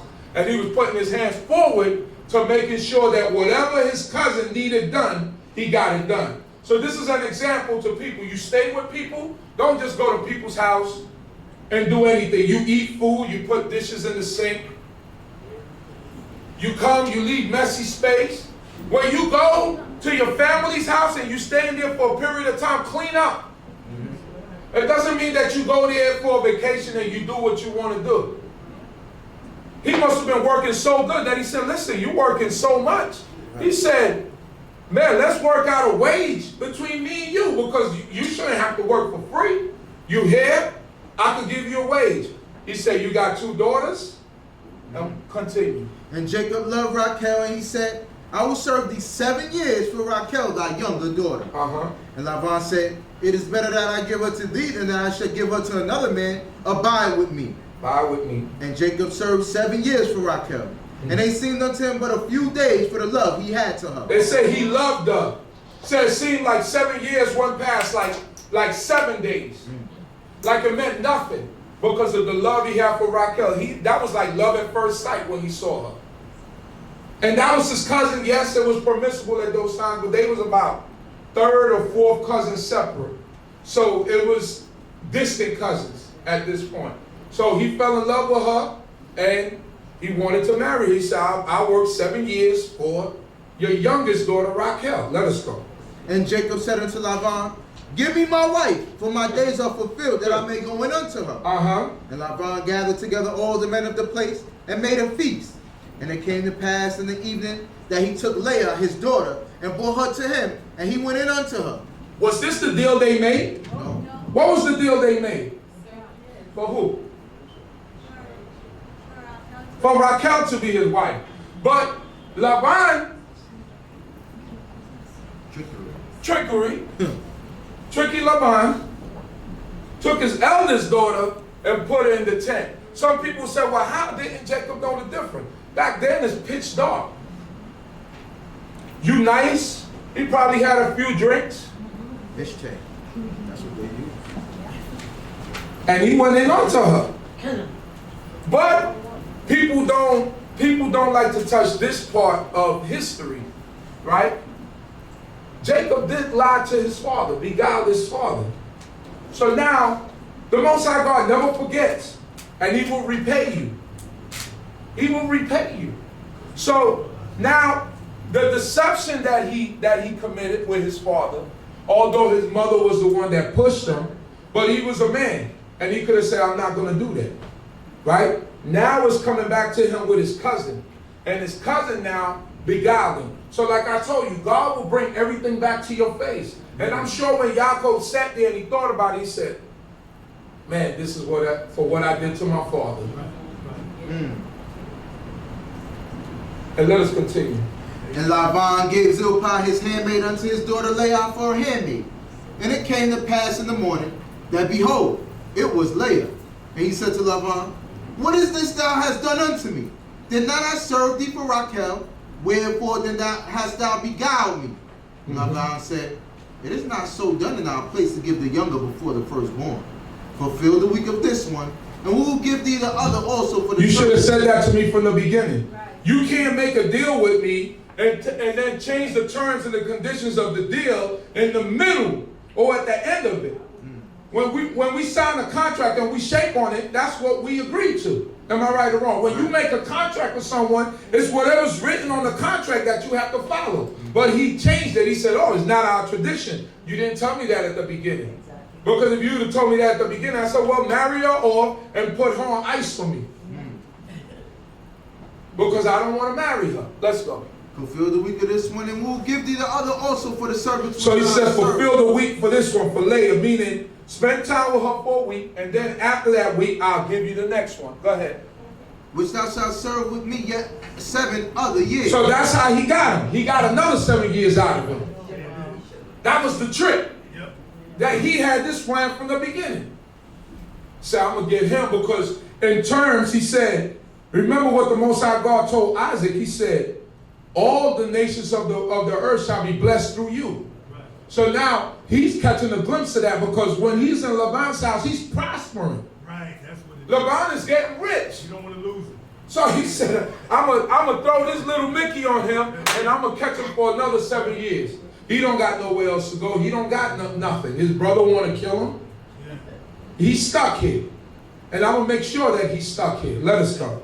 And Jacob did so and fulfilled her week, and he gave him Rachel his daughter to wife. And Laban gave to Rachel his daughter Bilhah his handmaid to be her handmaid. And he went in also unto Rachel, and he loved Rachel more than Leah, and served with him yet 7 other years. He said he loved Rachel more than Leah. Why do you think he loved Rachel more than Leah? Because that's the one who he loved. Right. He didn't love Leah. He didn't dislike Leah. Leah was the sister that was around, and he probably was cool with her and talked with her, got into their arguments probably sometime. But he never thought that he would end up with her because he was working for Rachel. So that's all that means. This wasn't the woman that he planned to marry. So it's clear why it says he loved Rachel more, because Rachel is the one he worked those initial 7 years for. Right. It wasn't for Leah. Let's go. And Jehovah saw that Leah was hated, and he opened her womb, but Rachel was barren. Rachel was barren. And Leah conceived and bore a son, and she called his name Reuben. But she said, behold, because Jehovah hath looked upon my affliction, but now my husband will love me. So Reuben means what? Behold the son. Behold the son. There you go. Let's go. And she conceived again, she bore a son, and said, because Jehovah hath heard that I am hated, he hath therefore given me this son also. And she called his name Shimon. What does Shimon mean? To hear or heard. To hear or heard. That's right. Let's go. And she conceived again, and bore a son, and said, now this time will my husband be joined unto me, because I have borne him 3 sons. Therefore his name was called Lewi. Lewi.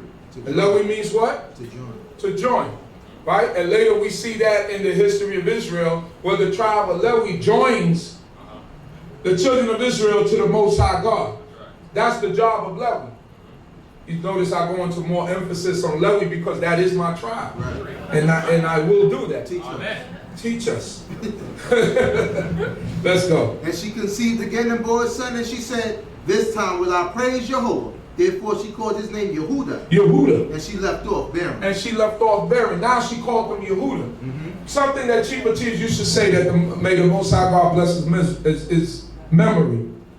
That when Leah, at first, the first 3 children, it was everything to gain her husband's attention. By the time she get to Yehuda, she said, hallelujah.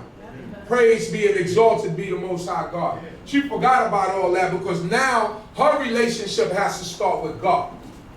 You see, it's no longer about the man. And this is what I was talking about last week. You know, last week when I spoke about you come in here, you running after a man, right? And you're not developing any relationship with God. If you and that man don't hit it off, then you go back out into the street and you back to what you used to do.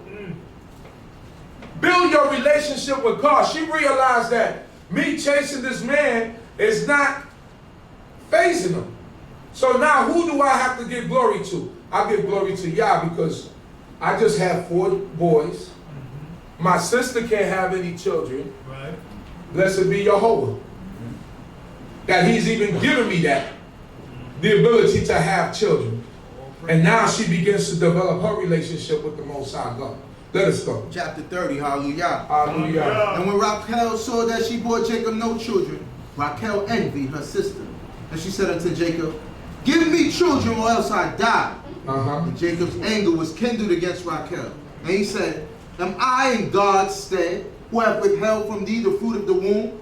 And she said, behold, my maid Bilhah, going unto her that she may be upon my knees, and I also may be builded up through her. She thought that her being barren was her husband's fault. But that's just frustration. Because she know that has nothing to do with him because he just finished knocking 4 out over here. So it ain't him. He just knocked 4 out over here. Back to back to back to back. Bang, bang, bang, bang. It's not me, honey. You better take that up with the Most High God because it ain't me. I'm not shooting blanks. It's not me. So we have to we have to understand that God is the giver and provider of everything. That's right. We have to understand that. And we have to understand that we can't put our trust in different things because Yah is the one who provides.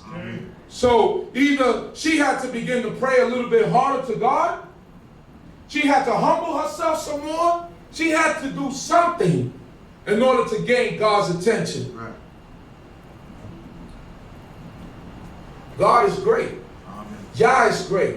He provides for us, for everyone.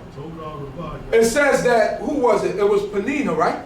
Penina was barren? No, Hannah. Hannah, that's Shemuel's mother.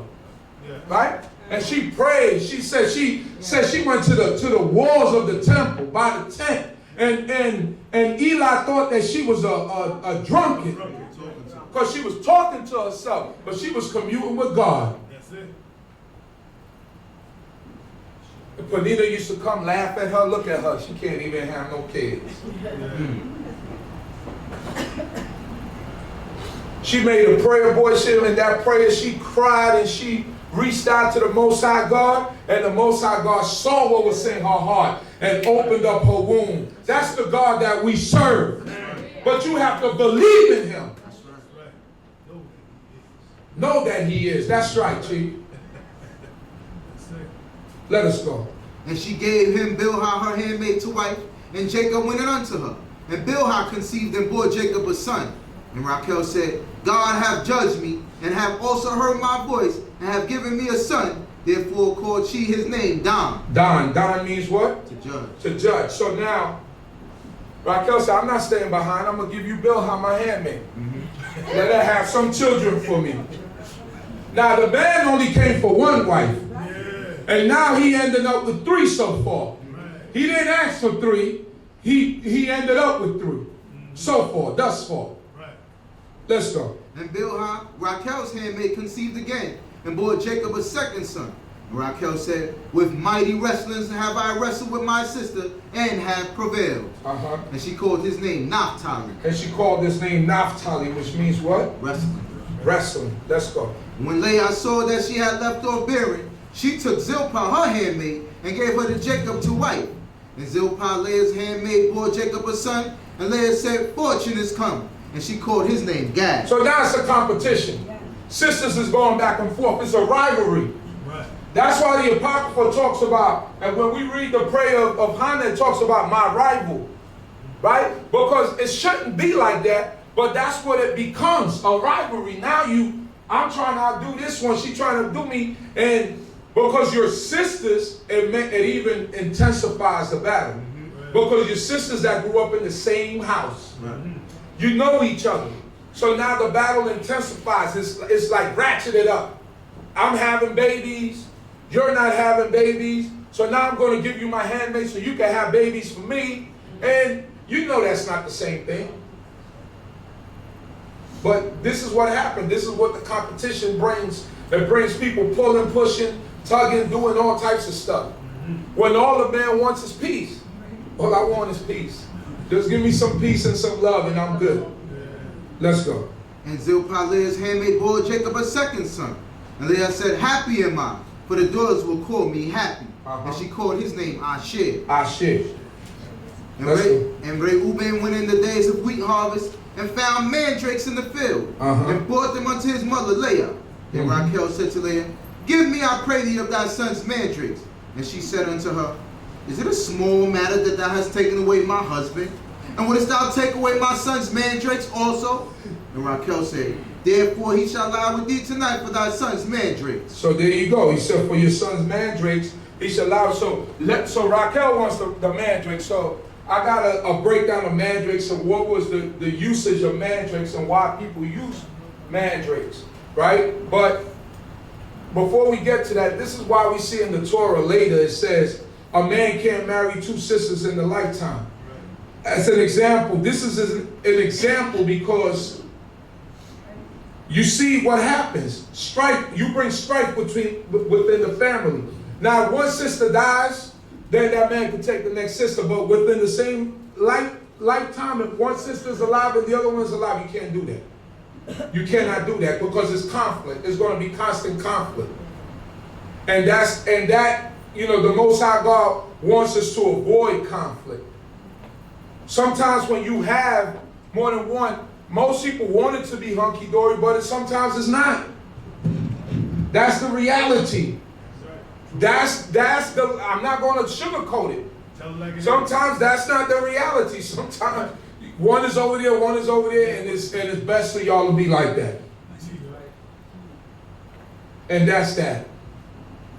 There is no playbook, just like there is no playbook on how to raise your children. Right. There is no playbook on how to have more than one. There is none. If somebody tell you it might not work for you. What that person does might not work for you with your house. That's right. So no one could tell you this is how you're supposed to do it, and this is what you have got to do, and this is how you have to do. Yeah, that's your imagination and what you think or how you think it should go. But it doesn't always work that way. Look at the sisters. They're sisters, blood relatives. Right. And they're going at it. And the book is not telling us the arguments that they had. The book is not telling us all the other things that they had, the blowouts that they had. But I'm sure certain things happened. That's the reality of that lifestyle. Now, what does it say about mandrake? Just the first paragraph. Genus of 6 species of hallucinogenic plants in the nightshade family, Solanaceae, native to the Mediterranean region and the Himalayas. The plants are particularly noted for their potent roots, which somewhat resemble the human form and have a long history of use in religious and superstitious practices. So, I don't know if y'all can see this, but I wanted to project this, but this is how it looks, like ginseng root. You ever see the ginseng root? Yeah. That's how the mandrake root look. You see it right here? That's the mandrake root. So people use it as aphrodisiac.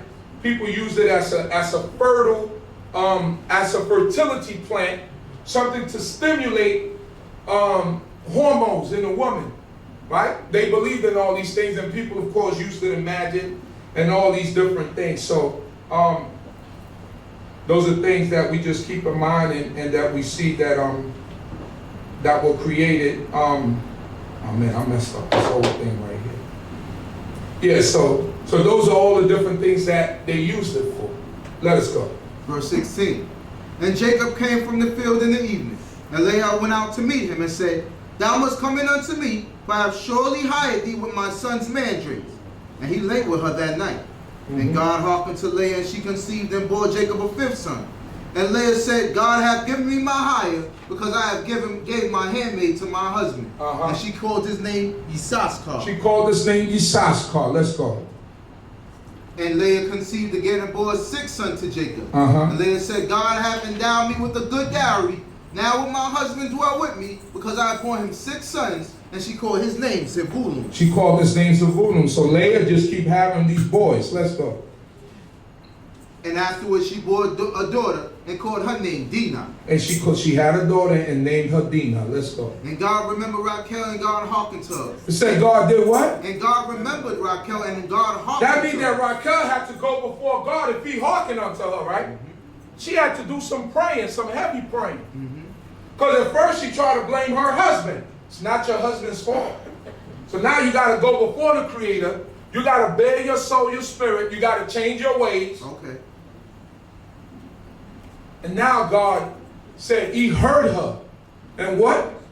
And God remembered Raquel and God hearkened to her and opened her womb. And opened her womb. God is the one that opens your womb.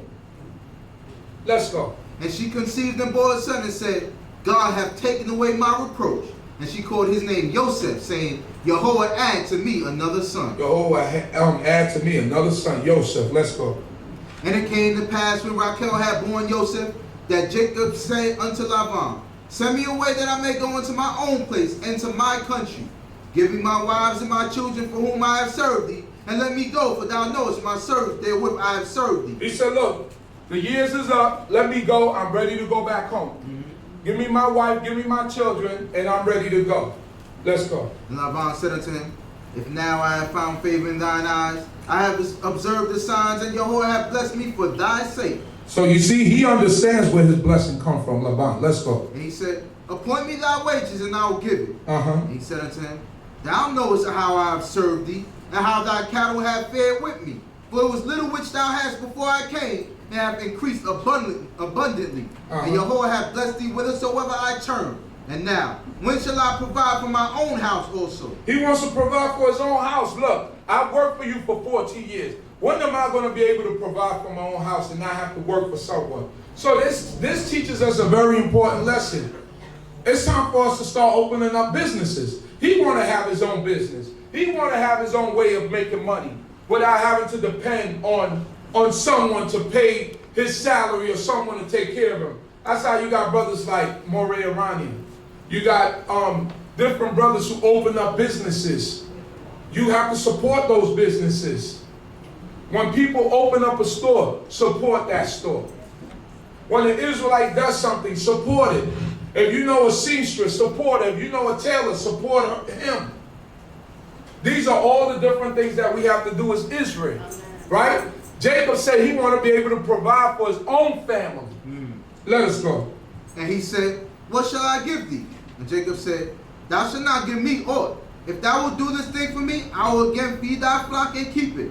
I will pass through all thy flock today, removing from thence every speckled and spotted one, and every dark one among the sheep, and a spotted and speckled among the goats, and of such shall be my hire. So now, Jacob's name is not supplanter for no reason. His name means something. And it has a meaning. And what he also going to teach us is this. Read on before I get to that. So shall my righteousness witness against me hereafter, when thou shalt come to look over my hire that is before thee. Everyone that is not speckled and spotted among the goats and dark among the sheep, that if found with me shall be counted stolen. And Laban said, Behold, what it might be according to thy word. And he removed that day the he-goats that were streaked and spotted, and all the she-goats that were speckled and spotted, everyone that had white in it, and all the dark ones among the sheep, and gave them into the hand of his sons. So right here is an example of some of the animals. So right here we have a flock of goats, of sheep right here. This is how a normal flock of sheep would look. You see, they look white, beiges kind of thing. So all of these were Laban's. Jacob couldn't touch these. But these over here was all Jacob, the darkened one. What we call the black sheep. You ever heard the saying, the black sheep of the family? Meaning this one is not like all the other ones. This one is different. You know what I mean? It has nothing to do with color. It has nothing to do with race. It's just you different. So now, the ratio of sheep, right? When they the black fleece or the wool it's a recessive gene within them. So you're gonna, if you see a flock of sheep, right? Very rarely do you see a black one or a dark one, because that's recessive in their gene, almost like in our genes, like albinoism. In the sheep family, that's like albinoism, where a black sheep comes out. So Jacob said, I'll take the albinos. Right. So Laban said, he's been the herds and the cattlemen for years. He'd be like, You know how of course, yeah, that's rare. You can have it. You're not going to get nothing off that. You think you're getting over. You can have it. You can have all the black sheep. And now, the spotted and speckled goats, right, and striped. This is how a regular flock of goats look, right? And this is how spotted ones look. Right? You see they got all the spots on them. This is spotted goats right here. Mm-hmm. They got all the spots on them. And this is a ram, which this is the male sheep right here. He's also spotted. So all these abnormal looking animals, to them, go to Jacob. And that's the deal that he cut. Let us go.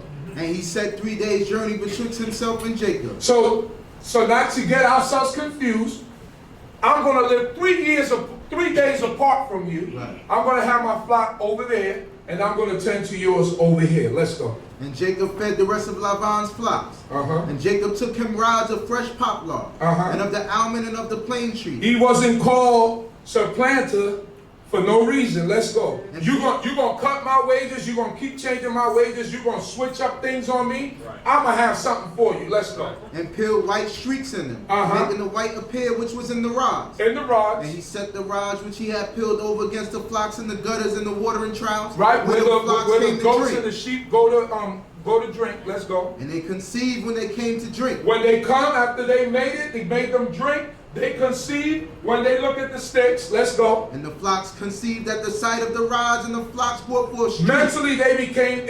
impregnated, right? Because they saw that, and now what he needed came forth. That's a science we don't know anything about. Don't try to go do that because it ain't gonna work for you. Right. But it worked for him.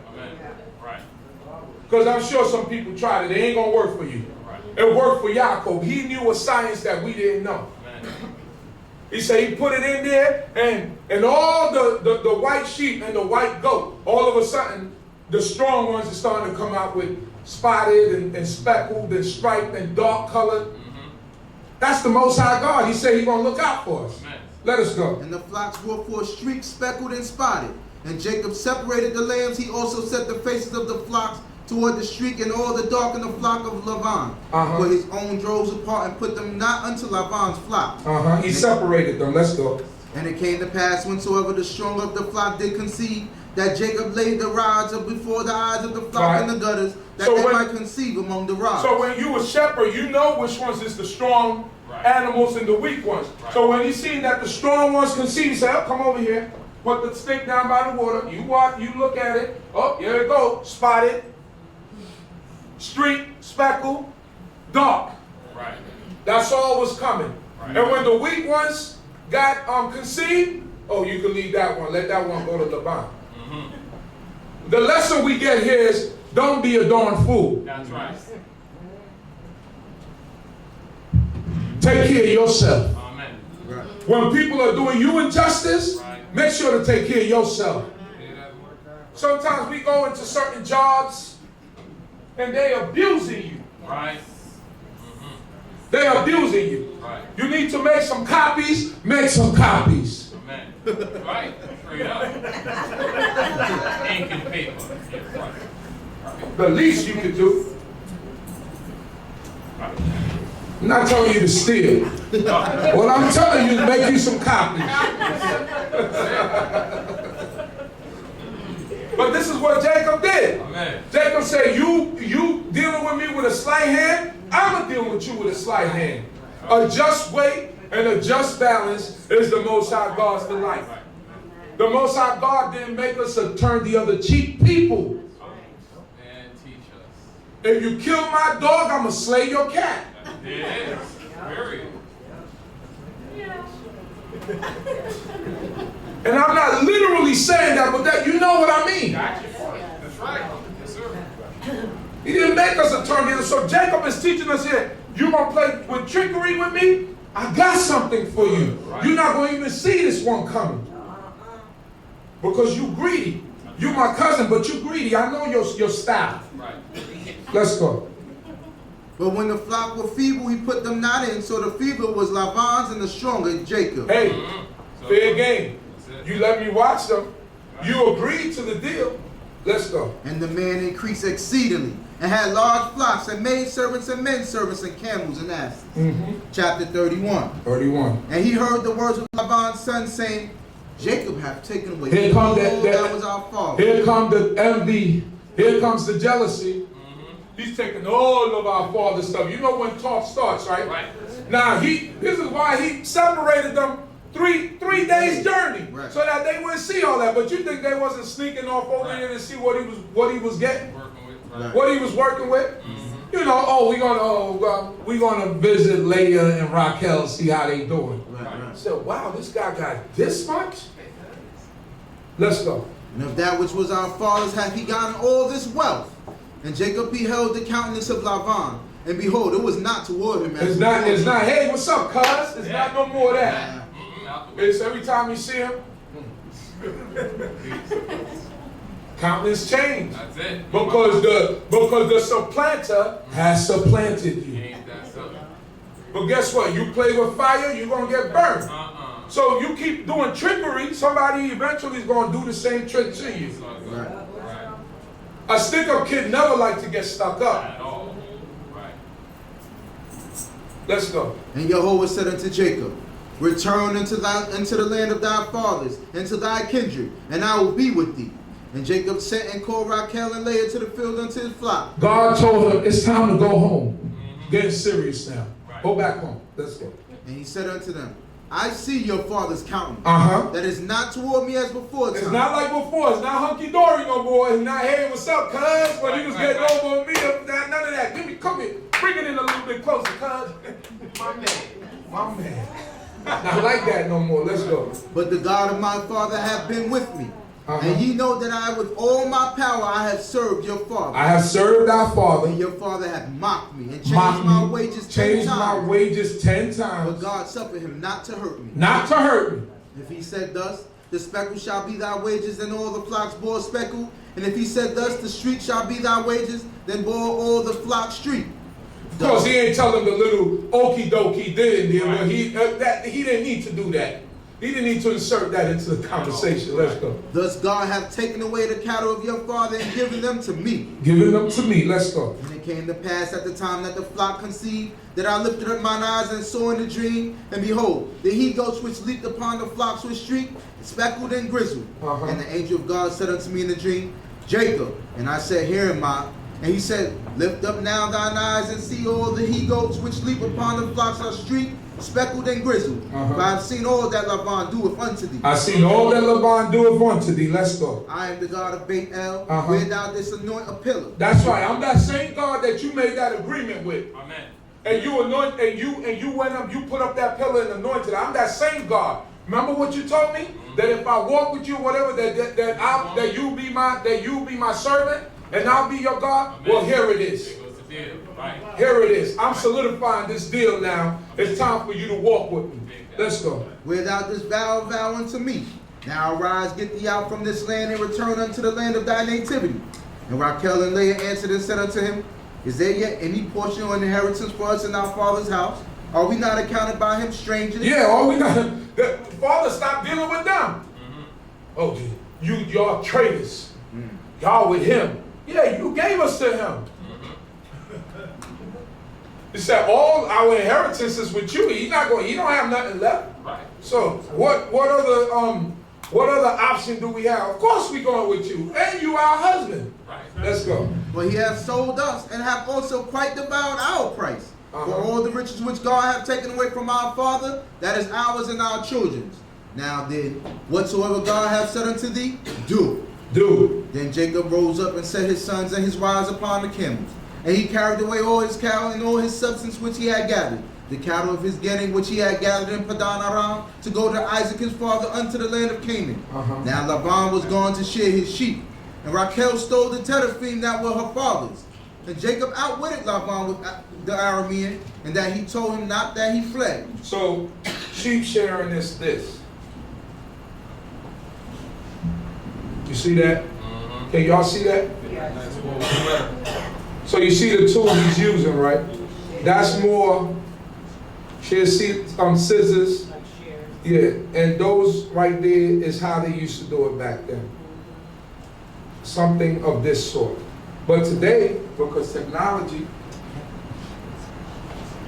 is advanced, this is how they do it.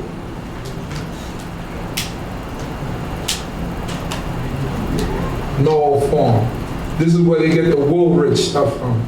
Those of you that are people who dress and like Woolrich, this is how they do it today. Because technology is advanced, so this is what Laban was doing. Grab it up. Now they got machines that do it. Like clippers. These are clippers right here. And they just shear the sheep. So that's time consuming. Of course, they didn't have clippers back then. So they had to use their hand tools. That will take time. So he picked the right time to get going. He said he's over there busy with that. That was a big thing in those times. Why? Because, and I never told you the reason why the light colored sheep were more valuable. They were more valuable because you could dye them. And if you get a black sheep, you can't dye, it's only one color, right? So the value was in the ones that you could get and you could dye different colors. So of course that deal was beautiful to Laban because I'm the one coming out winning. This guy's going to get the ugly stuff, right? When they get to spin that stuff and make it into material and all that stuff, it's just going to be stuff that's going to have no pattern. It's just going to be all over the place, different colors. Thus, we get later where Joseph get the coat of what? Many colors. Right? Because his father's flock was different colors. Whatever came dark, whatever came this color, brindle, whatever, he just spun it. And that's what they had. So it's significant in that sense where we get to see things in the future where one part of history affects the other. Let us go. So he fled with all that he had, and he rose up and passed over the river and set his face toward the mountain of Gilead. 22. And it was told Laban on the third day that Jacob was fled. And he took his brethren with him and pursued after him 7 days' journey. And he overtook him in the mountain of Gilead. After 7 days, he overtook him in the mountains of Gilead. Let's go. And God came to Laban the Aramean in a dream of the night and said unto him, Take heed to thyself, that thou speak not to Jacob either good or bad. And Laban came up with Jacob, and now Jacob had pitched his tent in the mountain. And Laban with his brethren pitched in the mountain of Gilead. And Laban said to Jacob, What hast thou done that thou hast outwitted me, and carried away my daughters as though captives of the sword? Wherefore didst thou flee secretly and outwit me? And this not tell me that I might have sent thee away. He was angry because he left. It didn't matter to him. Your countenance wasn't the same to him as it was before. You're just upset because you didn't have control over that situation. That's what it was. You know, some people get angry because they don't have control. Some people get angry. They act like they're against a movement or something, but you're just really angry because you didn't have control. And this is what's happening here. He was just upset because he didn't have control. But in reality, he didn't have to tell him when he wanted to leave. He's his own man. I mean, I guess you could say goodbye to your daughters and your grandchildren, but the way you dealt with me, you dealt with me with God, so I'm dealing with you with God. And this is what's happening here. Let's go. That I might have sent thee away with mirth and with songs, with tabret and with... He wasn't going to do any of that. He didn't. That wasn't in his heart. Let's go. And didst not suffer me to kiss my sons and my daughters. Now hast thou done foolishly. It is in the power of my hand to do you hurt. But the God of your father spoke unto me yesternight, saying, Take heed to thyself that thou speak not to Jacob either good or bad. You better acknowledge God, because he did tell you that. Don't talk to him good or bad. You're already going kind of over the line, boy. Let's go. And now that thou art surely gone, because thou sore longest after thy father's house, wherefore hast thou stolen my God? So now I'm coming for my God. This is what I'm here for. You could create 1,000 other gods, but I'm chasing you for my God. Let's go. And Jacob answered and said to Laban, Because I was afraid, for I said, Lest thou shouldest take thy daughters from me by force. With whomsoever thou findest thy gods, he shall not live, before our brethren discern thou that what is thine with me, and take it to thee. So Jacob said, look, I didn't take your God, but whoever you find that God with, you could kill them. Because I haven't taken your God, because I'm not an idol worshiper. I come from Abraham.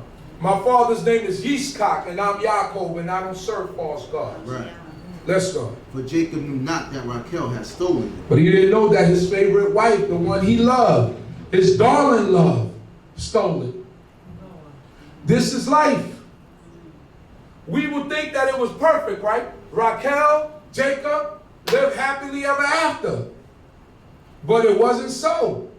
The one he loved stole the God. Why did she steal it? Now you read in certain aspects, they said that the person who got the family God was like a family heirloom, right? They're the ones that became the possessors, or the ones who will become the inheritors, or whatever it was. And because Jacob had basically all the inheritance, basically she felt the right to take the family heirloom, because they was the inheritors of their father's wealth. Take it how you want to take it. It just says she stole the God. For what? I don't know. But why would people steal an idol or a God? To worship it. Let us go. And Laban went into Jacob's tent, and into Leah's tent, and into the tent of the two maidservants, but he found them not. And he went out of Leah's tent and entered into Rachel's tent. Now Rachel had taken the teraphim and put them in the saddle of the camel, and sat upon them. And Laban felt about all the tent, but found them not. And she said to her father, Let not my lord be angry that I cannot rise up before him, for the man of woman is upon me. A man or woman, so that saved her. Right? Because even in that time, uncleanness was uncleanness. And nobody wanted to be in the midst of it. Nobody was going to go and feel and touch you and do any of that. So, let's go. And he searched, but found not the teraphim. He found not the teraphim. And Jacob was wroth. He was upset. And strove with Laban. And Jacob answered and said to Laban, What is my trespass?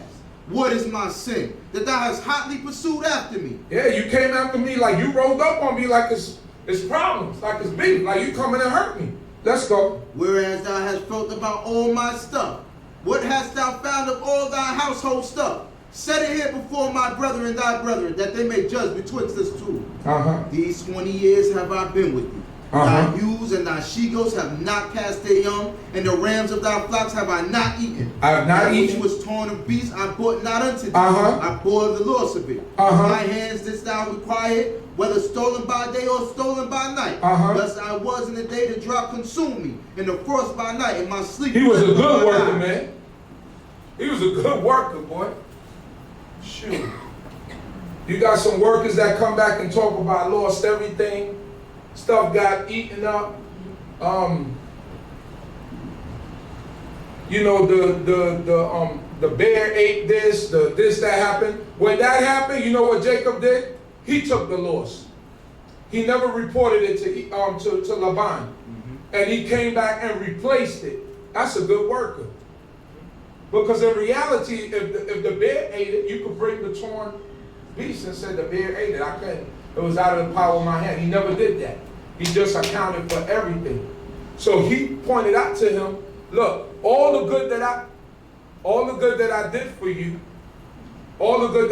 you, this is where it is. And between my people and your people, we could present it right in front of you.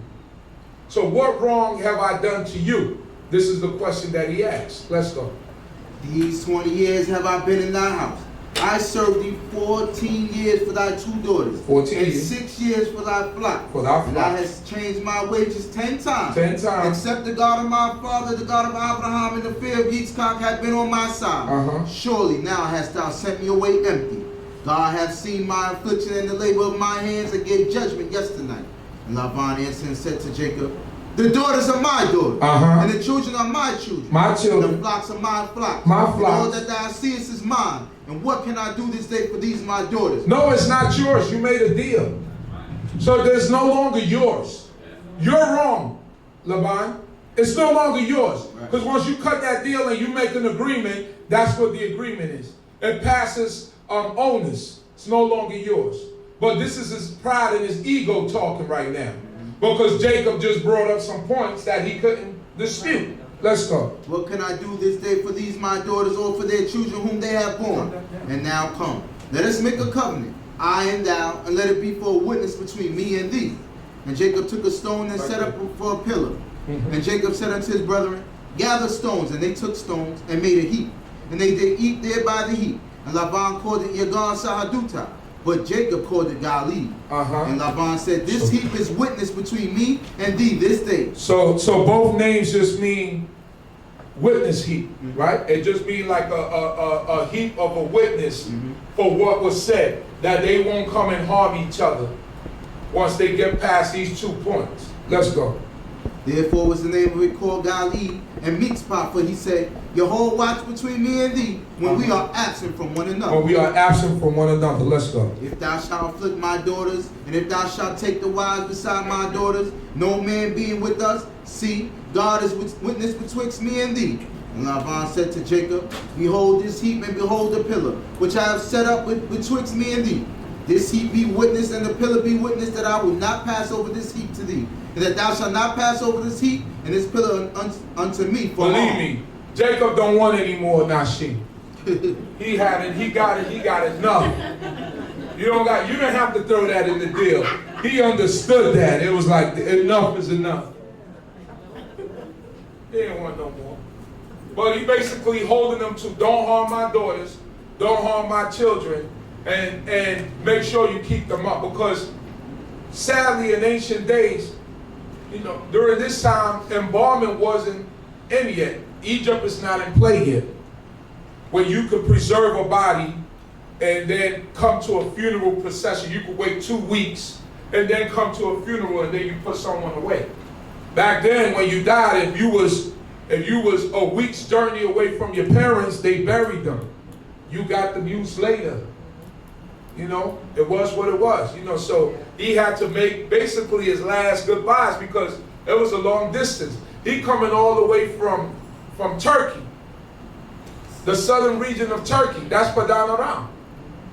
All the way down to what we know as Canaan land or Israel today. You crossing the Euphrates River.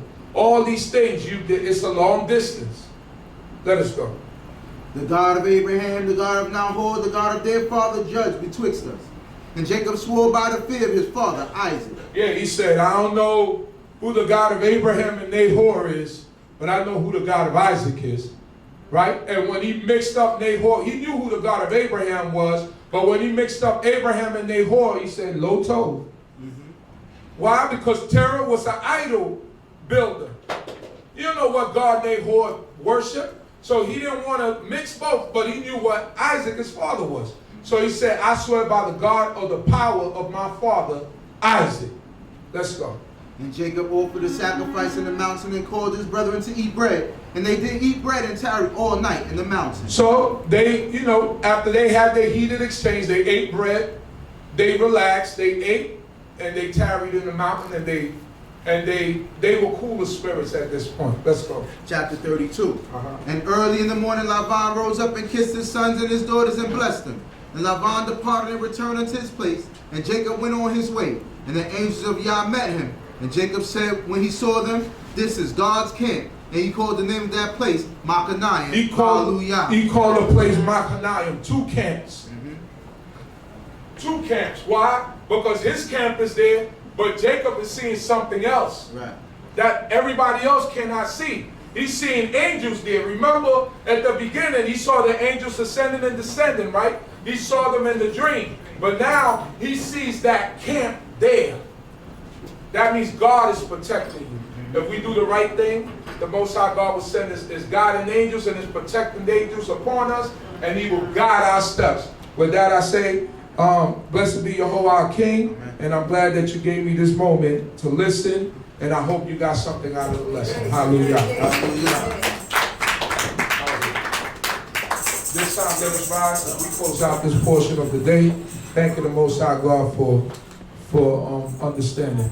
Let's sing a song.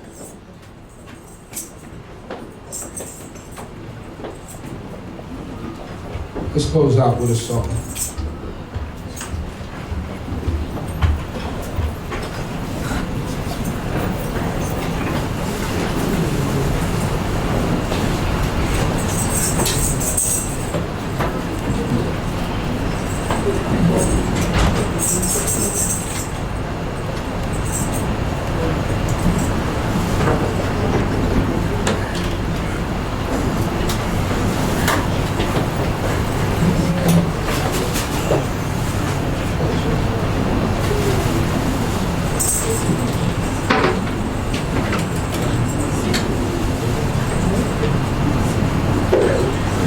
By the rivers of Babylon, yeah, we sat down and we cried.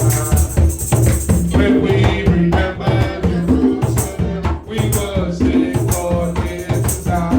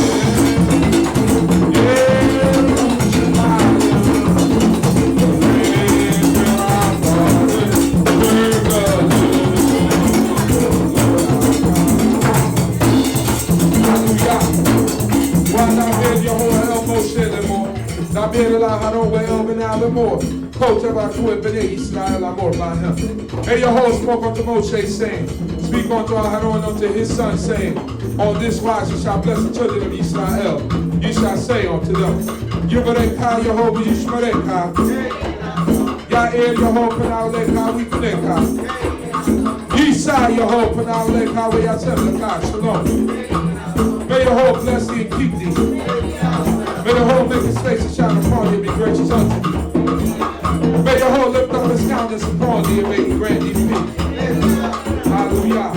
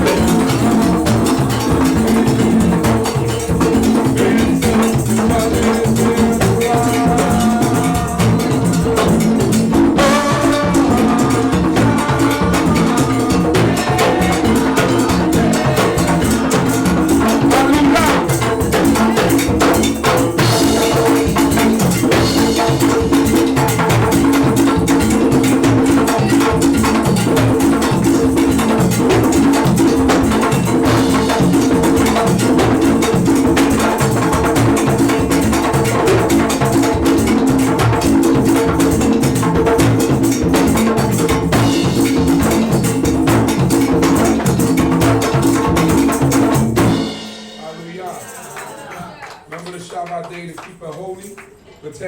May the Most High God bless each and every one of us. We will return at 3:45. Hallelujah. Blessed be.